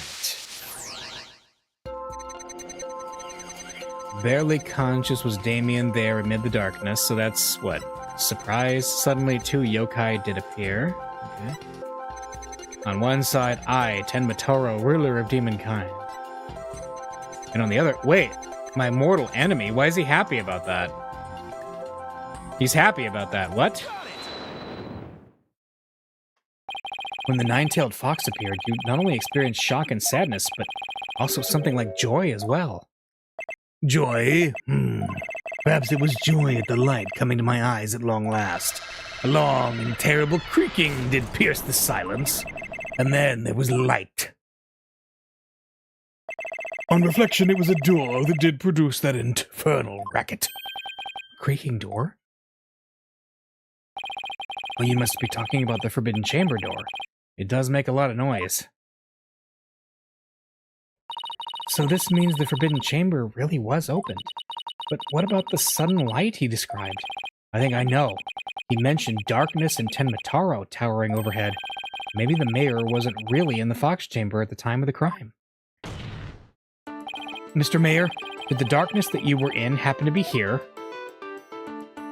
Where was the mayor during the murder? Well, if he was in the Forbidden Chamber, it would have been pitch black. The Forbidden Chamber? Was it not the Fox Chamber where the murder did occur? Yes, but it all makes sense if you were in the Forbidden Chamber. That terrible creaking sound was probably the Forbidden Chamber door opening.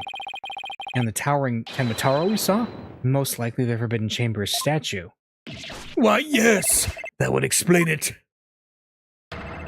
The darkness and the staff and the demon's grasp.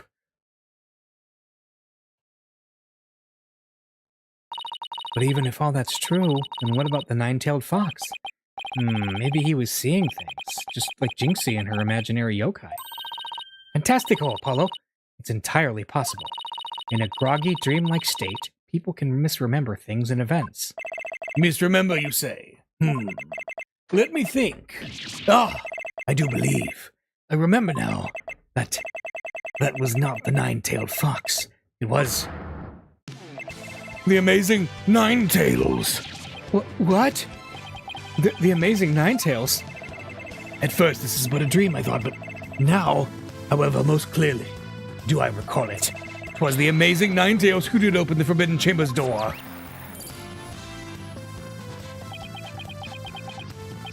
I'm sorry I asked. The amazing Nine-Tails, but that was the victim, Alderman QB, right? Yeah, why would he open the Forbidden Chamber? Wasn't he trying to keep it sealed? Never mind that. This is completely new information. Let me enter it and run an update. Okay. Barely conscious. Was Damien there in the Forbidden Chamber? Okay. Amid the darkness, a mighty statue of Tenmataro loomed overhead. Okay. Suddenly, the door did open and a shaft of light did pierce the gloom. And then the amazing Nine-Tails had come to the rescue. Why is he sad about that? When the amazing Nine-Tails opened the chamber, banishing the darkness within, you felt joy, but didn't you also feel shock and sadness? Yes, in the hazy depths of my mind, I do recall something of that nature. I believe it was the fiend's cape of red. But when I did behold it, a great wave of sadness did inexplicably wash over me. Was it red or was he bleeding? A cape of red? Apollo, we've reduced the noise level. Oh, but there's still a little left. Mayor Tenma, why were you sad when you saw the red cape? Why indeed? Was he bleeding? What could this mean?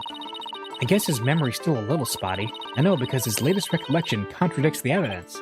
Yeah, it's one of those contradictions that slaps you right across the face. Something this obvious could arise when someone is trying to force a fuzzy memory into a definitive shape. Apollo, I know what you have to do. You need to present evidence that contradicts the image you see. Oh, so it's basically the same as the usual cross-examination process. Okay, time to review the evidence. Look out, contradiction, here comes justice. Okay. Is it the fact that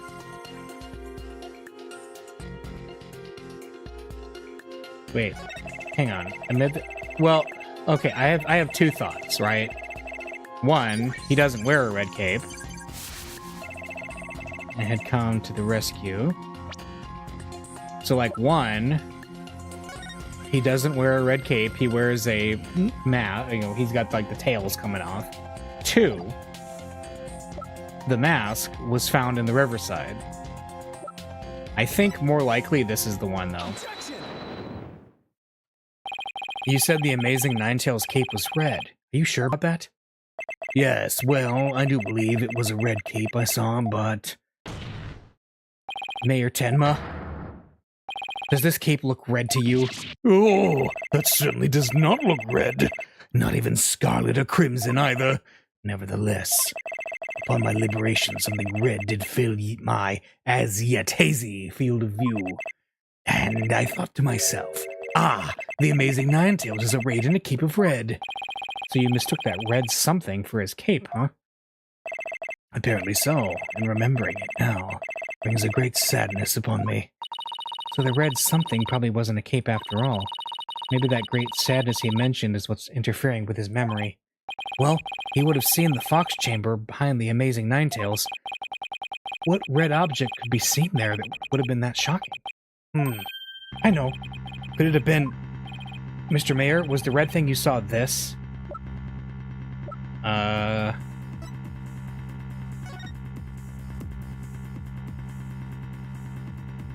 The blood? That's all I can think of. Something red that could produce a deep sadness. Could it be, Mr. Tenma, that what you saw was the Alderman's blood? Blood? Why, yes, it was blood.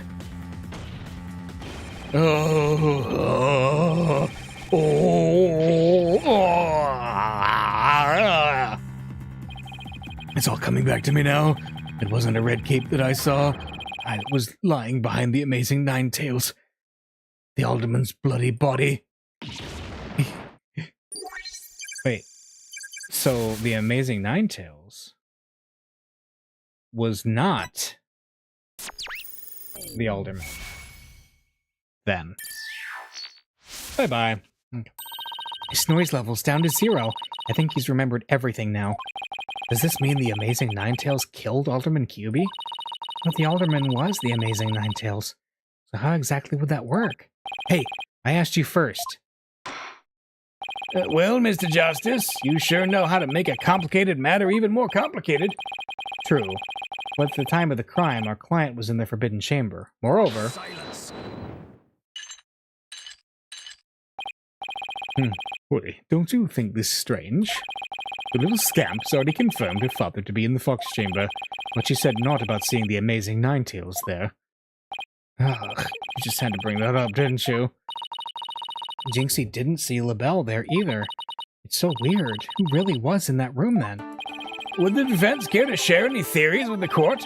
Can you explain the inconsistency between the defendant's testimony and his daughter's? Can we? Near the... Here.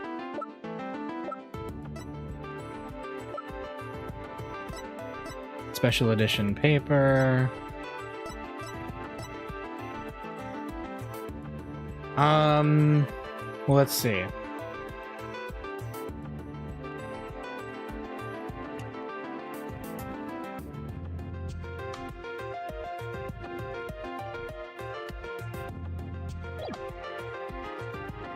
Wait. Let's see, Damien Tenma. 45, 33, okay. Okay. Yes, let's try. Let's try. Okay, I have a thought here. Yes, of course, I can explain it. Because if I don't, we're in serious trouble.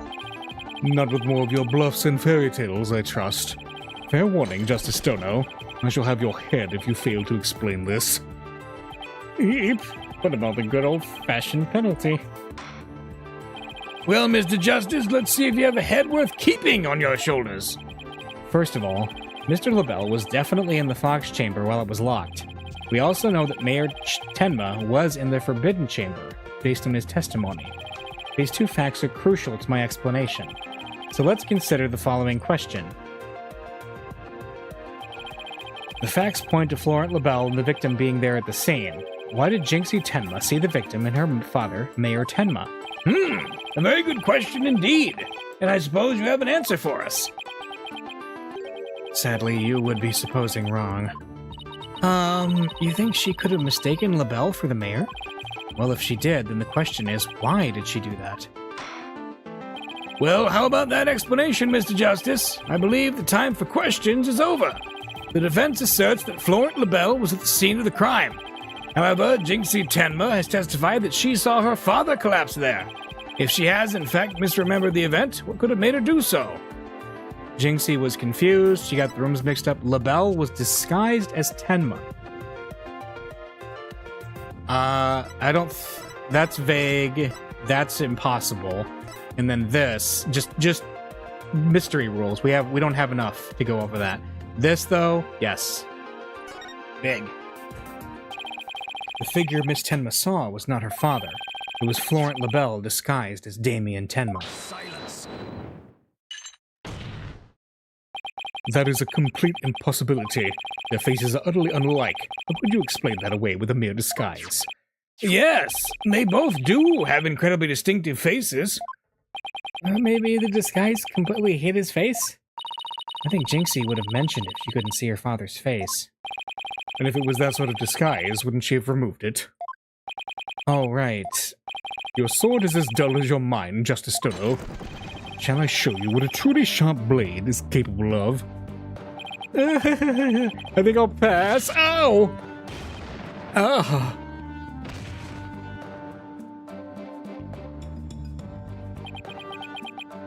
Are you okay, Apollo? I'm not fine, am I? Well, now that we have that little fairy tale out of the way, your baldness, your verdict, if you will.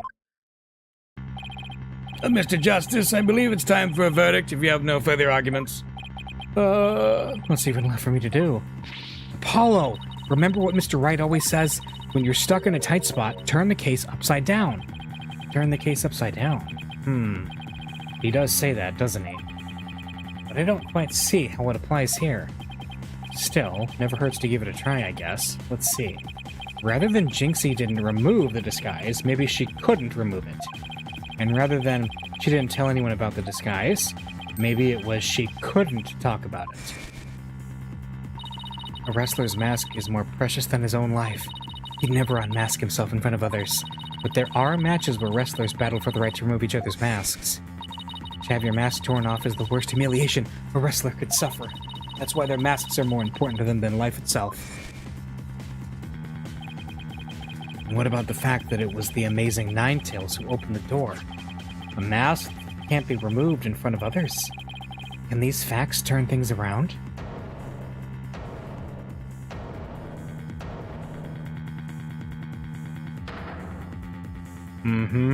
Yep. We got it all backwards. I'm thinking the same thing. Apollo? I think we might have made a huge mistake. Your boldness, I see no need to further indulge them in their silly little farce. The defense has no proof. They never did, and they never will. Then it seems I must announce my verdict. Objection! I do have proof.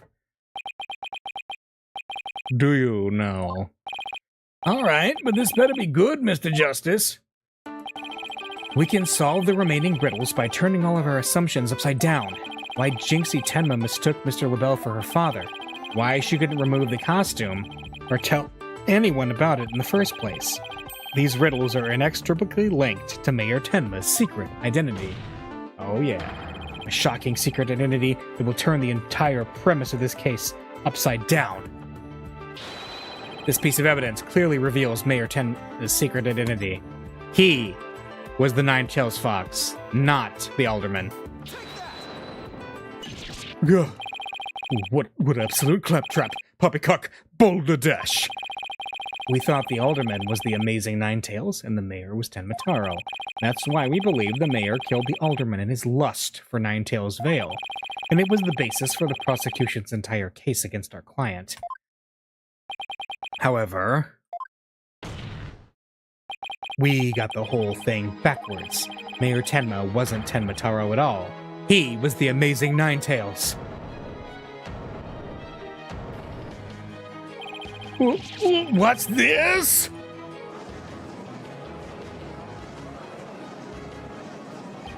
You'd best explain yourself, Justice Stono, and from where you derive such a far-fetched conclusion.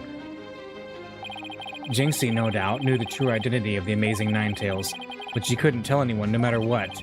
That's why she didn't say it was the amazing Ninetales she saw passed out, even though, unbeknownst to her, it was really Florent Labelle in disguise. The accused and that deceitful dandy are utterly dissimilar in physical build and voice. The little scat would have seen the difference. Remember, Mr. LaBelle has his very own brand of cosmetics. Why couldn't he fake a different build, too? And anyone speaking through a mask would naturally sound different. Silence. Why did she not simply pull the mask off? A masked wrestler's disguise is more precious than life itself. As a huge fan of the Amazing Ninetales, she would never dare unmask him. Gah. Wah. Oh boy. This case of mistaken identity also explains the riddle of the locked room. Then, by all means, Mr. Justice, answer it for us already. First, Mr. LaBelle entered the room where the mayor and aldermen were talking. I suspect he brought with him coffee laced with some sort of sedative. Once the alderman was out cold, that's when Mr. LaBelle killed him.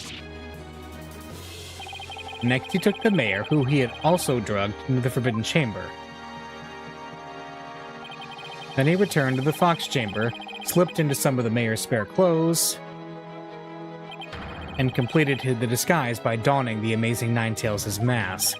With his entire charade in place, Mr. LaBelle let out a scream. The scream that led Jinxie Tenma to the scene. So then, the person who said I killed Alderman QB was... Yep, that was Florent LaBelle in disguise. The mayor never actually confessed. This is no more than guesswork and speculation. Now stop your jabbering and... No, you twisted samurai. This time you stop your jabbering and let me finish making my case. Ugh. Once Miss Tenma left the scene, Mr. LaBelle, still wearing the mayor's clothes and mask, opened the Forbidden Chamber so he could drag the mayor back out into the Fox Chamber. Oh, so the Amazing Ninetales the mayor saw was... Right, it was LaBelle opening the Forbidden Chamber. The second time Mr. LaBelle opened the door to the Forbidden Chamber, he happened to catch the thieving Mr. Filch by surprise. Startled, Mr. Filch in his Tenmataro disguise ran as fast as he could away from the room.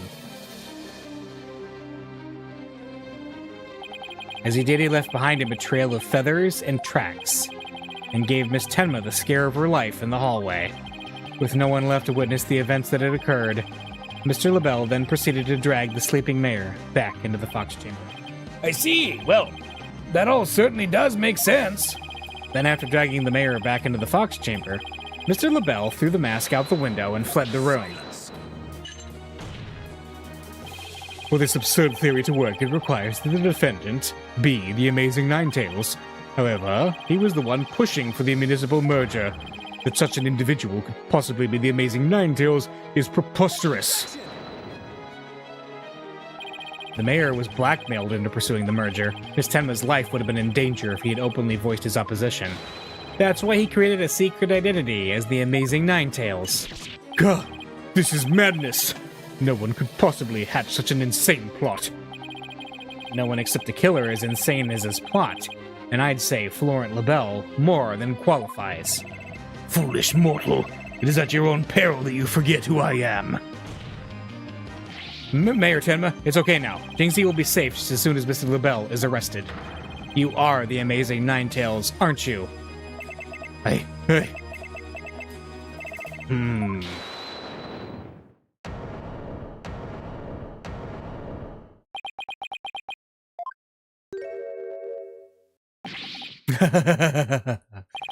You have quite the active imagination.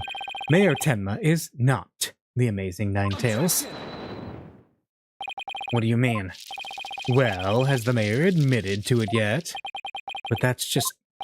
And even if he did admit to such nonsense, I would reveal the truth behind Tenmataro right here and now. What? Why, you would dare reveal the secret? My good friend the alderman told me all about it. But I wouldn't be good to expose the truth. What with the superstitions, now would it?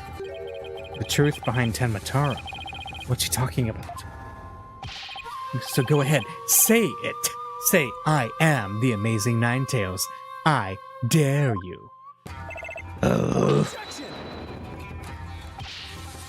Wait, somebody please explain what's going on here. Mayor Tenma would do anything to keep the secret behind Tenma Taro a secret. A dark, terrible truth that has been kept secret by the village superstitions. And if the mayor admits to being the Amazing Ninetales, you'll expose the truth? Right, I won't have him walking free because of some nonsense you made up. So what now, Justice Dono? Without the mayor's admission, your theory is as useless as you are in battle. Show you who's useless. Apollo, don't you dare give up now. I know. Your Honor, I believe Mr. LaBelle's statements warrant a thorough cross-examination. After all, the true identity of the Amazing Ninetales is the cornerstone of this case. You do have a point there. Please answer this court, Mr. LaBelle. Is the defendant the Amazing Ninetales or not? Here we go.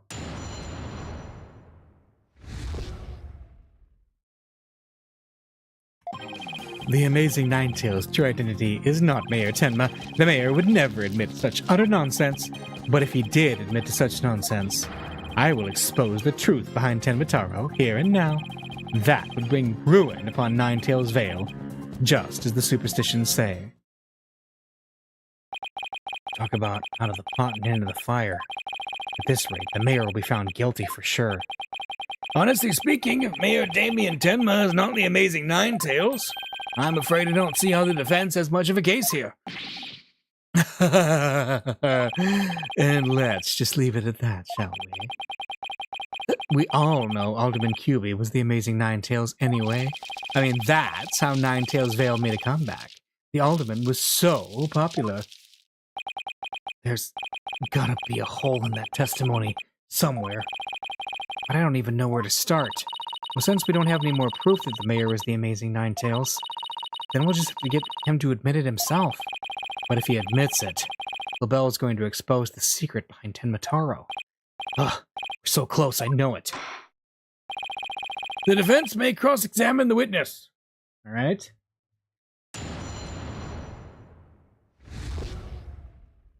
The Amazing Ninetales' true identity.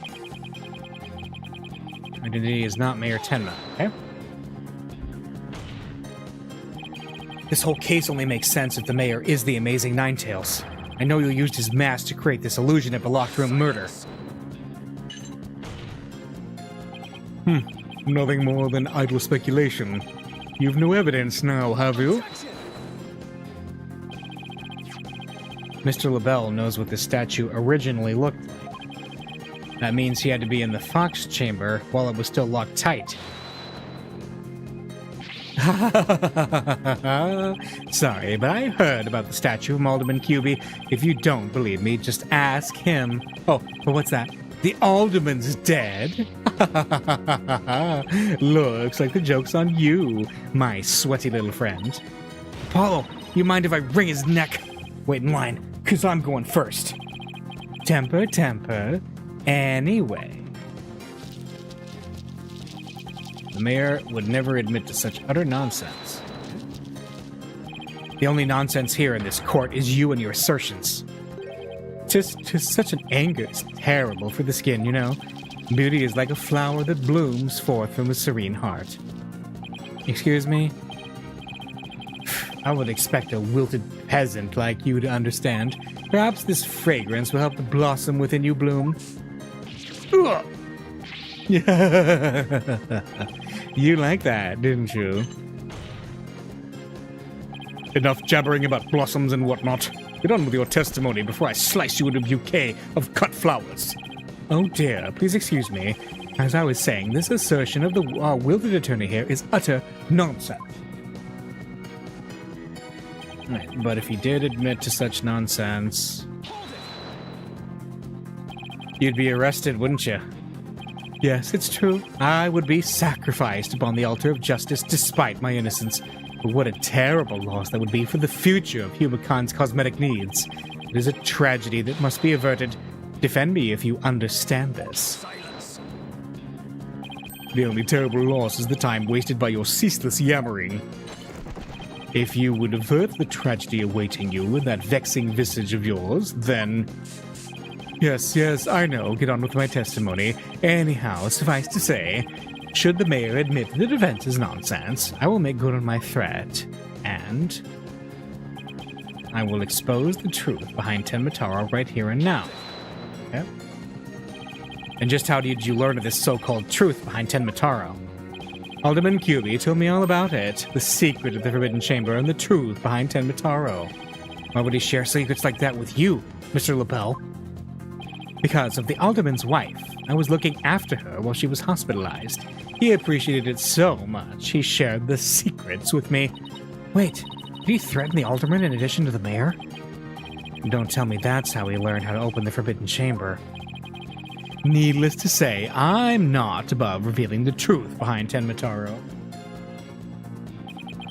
And that would bring ruin upon Ninetales Vale. Interesting.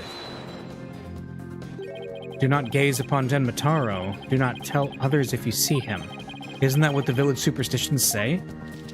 Exactly. Telling others what Tenmataro looks like would reveal the truth. That's why the superstitions were written down in the first place. And ruin coming to the village if you free him? Is that a warning not to expose the truth? Bingo. And that truth is, Tenmataro is a great, greed-inspiring fortune. That's what the whole battle over Ninetales Vale is about.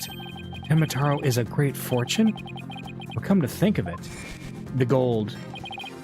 Remember that thing about Tenmataro turning into gold or whatever? Only that it's the greatest get rich quick chance in the universe. Grandpappy told me all about it. Said there's an amazing treasure in there. Right. Could Tenmataro actually be a Forbidden Chamber treasure? Yep. Telling the villagers that Tenmataro is a terrifying yokai is what has scared them away from the Forbidden Chamber and the treasure within. That's how the treasure has been kept secret this whole time. Well. It seems our ace attorney here has uncovered the truth that must not be revealed. Mayor Tenma looks like he wants to keep the truth hidden as much as I do. Tragedy is doomed to repeat itself as long as Tenmataro exists. That's why the secret must be protected. As long as Tenmataro exists, huh? It doesn't, though. It was stolen. Mr. LaBelle, please add that statement to your testimony. Okay.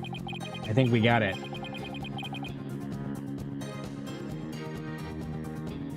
As long as it exists. We have the, yep, apparently the thief. Objection! It was stolen. Mr. LaBelle, what if Tenmataro no longer existed? Revealing the truth would no longer be an issue, would it? If Tenmataro no longer existed? What on earth are you talking about? Oh, apparently you haven't heard. Tenmataro no longer exists. But I guess you didn't get to do a thorough search after the key was taken from you. Because when we searched the Forbidden Chamber, there wasn't any treasure there. Really? Well, maybe you weren't looking in the right place. Sorry, but I have proof that Tenmataro no longer exists. Take a look at this figure. What do we have here? It looks like some sort of creature. We found this in the Forbidden Chamber. It's an Azuki Kozo figure. The great thief, Azuki Kozo, used to leave them at the scene of his crimes. Are you suggesting that the Tenmataro has been stolen? Yep, Phineas Filch's grandfather, a master thief, was the culprit. And by that hideous, moronic caretaker's grandfather no less. I know. My beautiful golden Tenmataro was... The greed inspired by Tenmataro can no longer bring ruin upon Ninetales Vale. Isn't that right, Mayor Tenma? The root of tragedy would indeed seem to be gone. In fact, I now recall the alderman revealing the secret to me on the day of our meeting. He must have been speaking of Tenmataro, for he said to me the gold ingot was gone. The gold ingot? You mean the treasure that is Tenmataro's true form? Recall, if you will, the scroll in the Forbidden Chamber. Tenmataro was the yellowish object shown there, a giant gold ingot that my nomadic ancestors bestowed upon Ninetales Vale. Right. In return for that gold, my ancestors did receive from Ninetails Vale land that would become Tenma Town. To drive the villagers mad with greed. Did that fortune? Bitter was their greed-fueled battle. It was as if they were possessed. My ancestors' gold became as a curse upon their village. A curse of ruin. Thus it was that the yokai Tenmataro came to be. So Tenmataro and the village superstitions were merely fairy tales to scare people away. Fairy tale or not, Tenmataro made quite the mess of things. Yes, indeed, for there is no greater monster than a mortal man's lust for gold. Well, you know what they say. The love of money is the root of all evil. My ancestors did bring a terrible thing here to Ninetails Vale. A thing so terrible that Tenmataro, a monster just as terrible, had to be created to keep it a secret. Yet we have naught but love for the little village to which we owe our very existence. Tenma Town would never seek to take over Ninetails Vale in a merger. Oh my, that was quite a shocking lesson in history.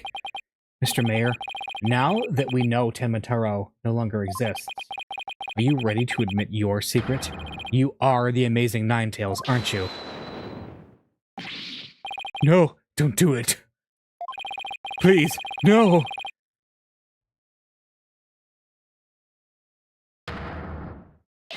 Begone, you demented demon. Now, where was I? The Golden Lord of Yokai, the Amazing Ninetails, is indeed me.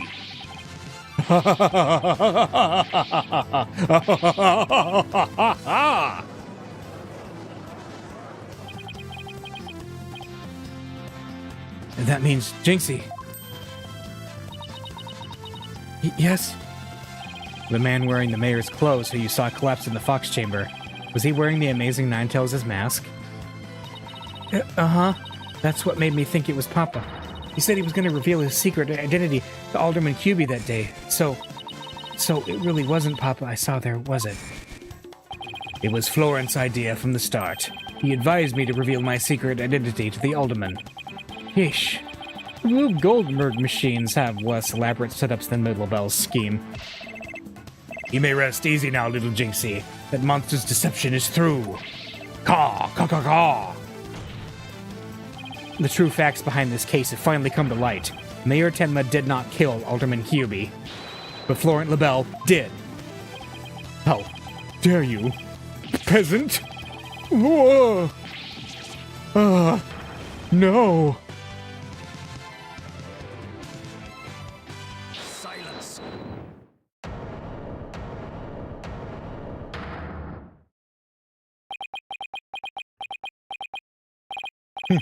Justice Dono, you should at least have a real blade in your hands if you desire to cross swords with me. Or have you mistaken this battlefield for a training ground? Huh? What's this guy want now? Evidence is like a razor-sharp blade that cuts through bone as though it were butter. But you have only blind guesses. A dull blade incapable of cutting even a cake. He has you there, Mr. Justice. After all, evidence is everything in a court of law. But... They're right. Let's see some evidence. Of course, a perfect being like me wouldn't leave any incriminating evidence behind. This is quite the final battle. Just as a samurai must live and die by the sword, you will live or die by the evidence you hold. My swift blade of judgment awaits. Now, present your conclusive evidence, or don't you have any? Oh, crud. Do I have anything conclusive? There was white hair inside the Amazing Ninetails mask. Which... he does not have white hair. He has white hair, that's why they assumed it was his. Alright. Let's say yes. Evidence? Oh, I have evidence. You do? Of course. Just the conclusive evidence we need, too. I'm going to finally prove Mayor Tenma innocent. Here comes justice. Oh, let's review the facts. The most damning evidence against the mayor was the crime scene itself. The mayor and the victim were the only two people found in the room. Also, we all thought the alderman was killed because he was the Amazing Ninetales. But as we know now, of course, we were way off. The Amazing Ninetales is really Mayor Damien Tenma. That's why when his daughter Jinxie saw the Amazing Ninetales collapsed at the scene, she mistook him for her father. Those are the facts, as we have revealed. However, Mr. LaBelle asserts that he did not leave any evidence at the scene of the crime. But he didn't say anything about evidence outside the crime scene. Maybe he isn't as clever as he thinks he is. Does any of the evidence found outside the crime scene provide any clues? Yes, a clue inside the mask. Oh, I know. The Amazing Ninetales mask. It was found washed up along the river. See, I'm on the right track here. Because the hand cream we already talked about. What sort of clue does that mask hold? The hair. And what about the hair?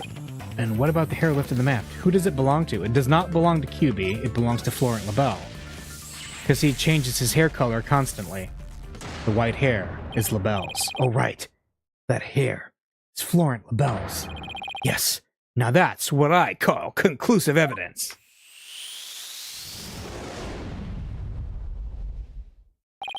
Well, Mr. Justice, do you have any conclusive evidence to present to this court? Of course I do. Observe this mask, if you will. That mask? How's that conclusive evidence? It's not the mask itself, but the white hair inside it.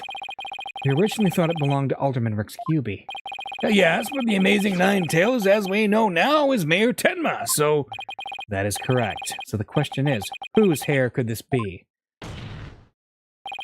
And the answer to that is the last person to have worn it before it was discarded.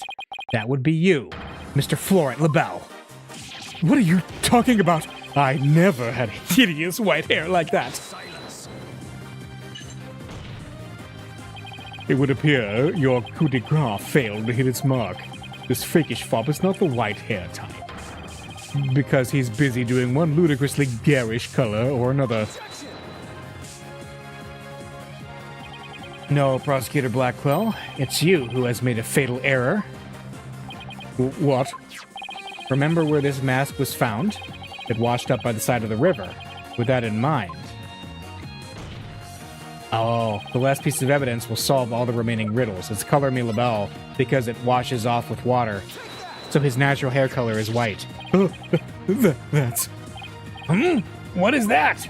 This is Mr. LaBelle's own private brand of hair color. It washes out with just water. This court will also recall that the Amazing Ninetales' mask washed up along the side of the village river with white hair inside it. Oh! What's this?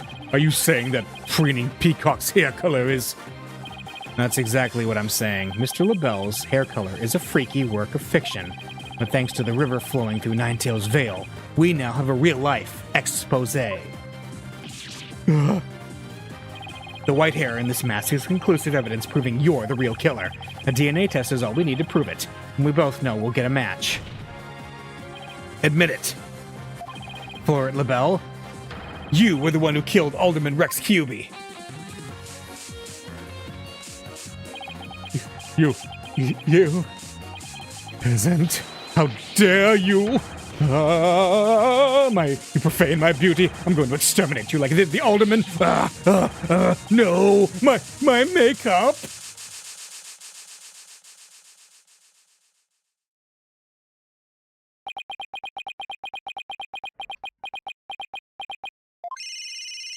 Oh my. Hello, this is LaBelle. What? The project is off? This is LaBelle. The sponsors have pulled out? LaBelle speaking. I'm fired? You mean I'm no longer Mayor Tenma's aide?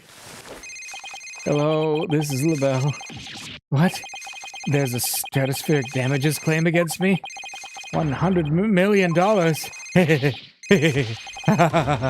I'm finished. Washed up, stick a fork in me, I'm done.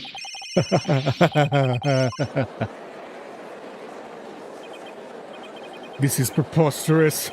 I, Simon Blackwell, defeated. Order! Order! Order in the court!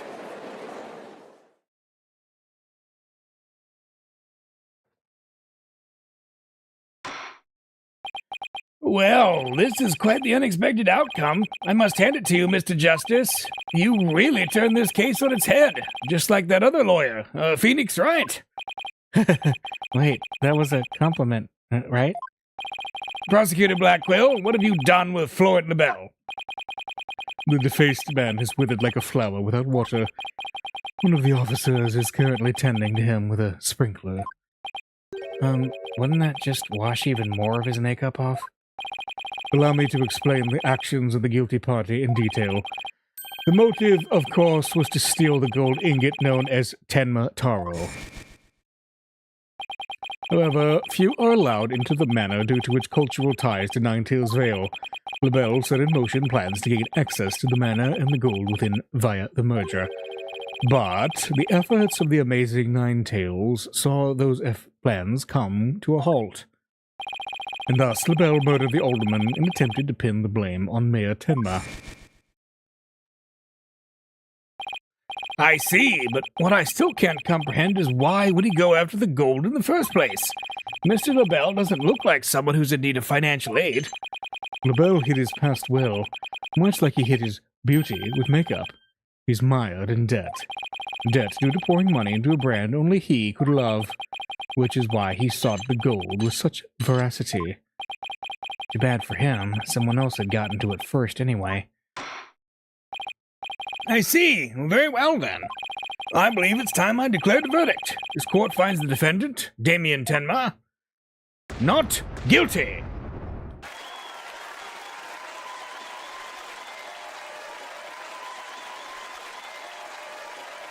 Yay, we got the demon crow man off.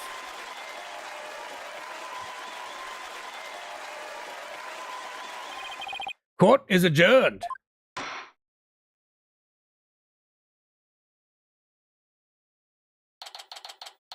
April 19th, 1:23 p.m. District Court, defendant, lobby number 3. That was some seriously good lawyering, Apollo. Even I didn't see that coming. I just got lucky, I guess. He banished Tenma Taro from Ninetails Vale, like he were some kind of exorcist. There's still one thing I don't understand. How come Mr. LaBelle didn't kill Mayor Tenma too? He could have set it up so the mayor murdered the alderman, then died from a counterattack. That would have removed at least one possible fly from the ointment. I was wondering about that too, but I have a hunch LaBelle was biding his time. He was planning on exposing the Amazing Ninetails' true identity himself. Huh? But why? Because the mayor was the Amazing Ninetails. Had LaBelle succeeded in framing Mayor Tenma for the alderman's murder, the wrestler's popularity would have plummeted once his identity was revealed. Oh, I get it. If the Amazing Ninetails was just killed, he'd die a hero. But if he was proved a villain, his fans would abandon him, making the merger that much easier. Right. Then when the merger was complete and everything cooled down, he'd be able to search the Forbidden Chamber at his leisure. What an insanely intricate plot. Caw. A most excellent job clearing my name. A feat worthy of the Demon Lord's approval. Why are you acting like Tenma Taro again? Let this be of no concern to you. How could it not concern me? Tenma Taro, be gone. Gah! Jinxie, seems like ages since I've laid eyes on you. Papa, you're finally back. Yes, it would seem Tenma Taro is no match for you.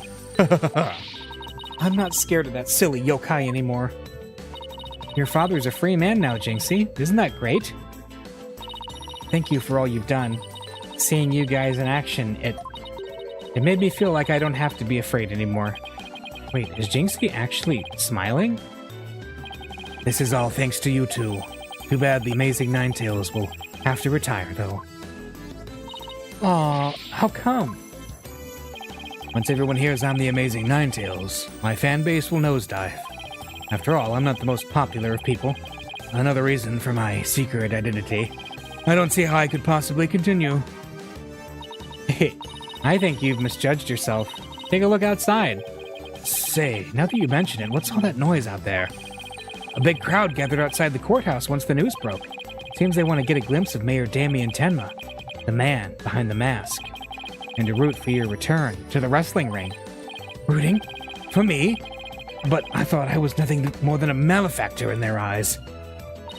The only one who really matters is Jinxie. Show her how cool you really are. Yeah, you're the coolest when you're out there fighting in the ring, Papa. Jinxie. Here, I think you'll be needing this. Thank you. Now if you would excuse me. Huh? I don't want to keep my fans waiting. Oh my.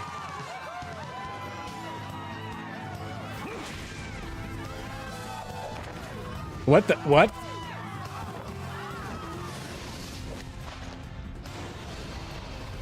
Ninetales Vale forever!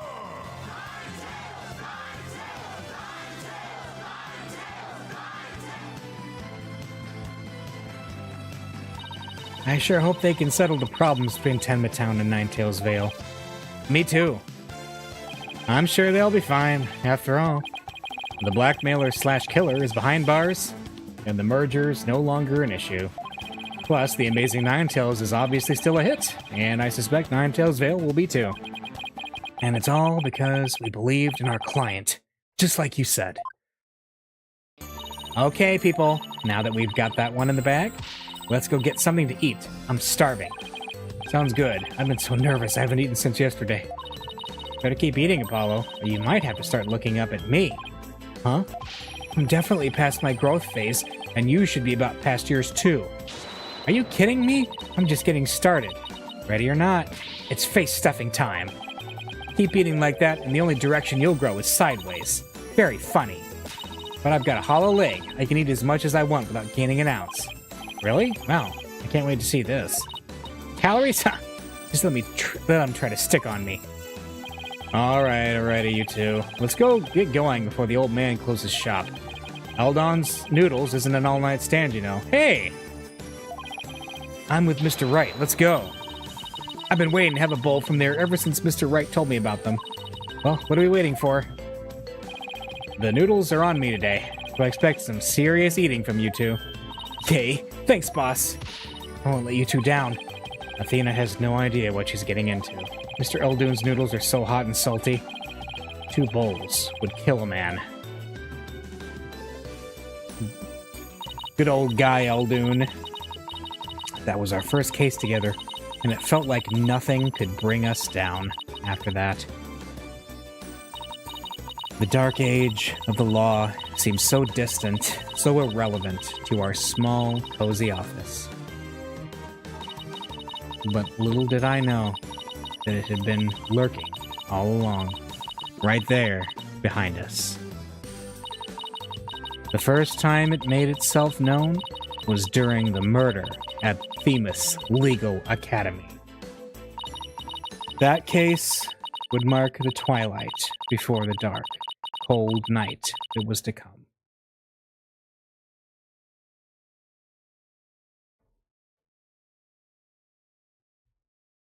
All right, we finished the monstrous turnabout.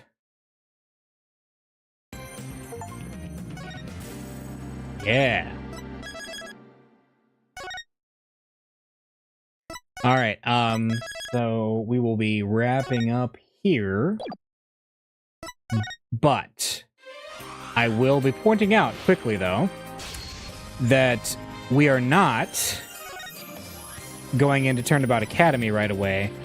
So there is a DLC case, this one here.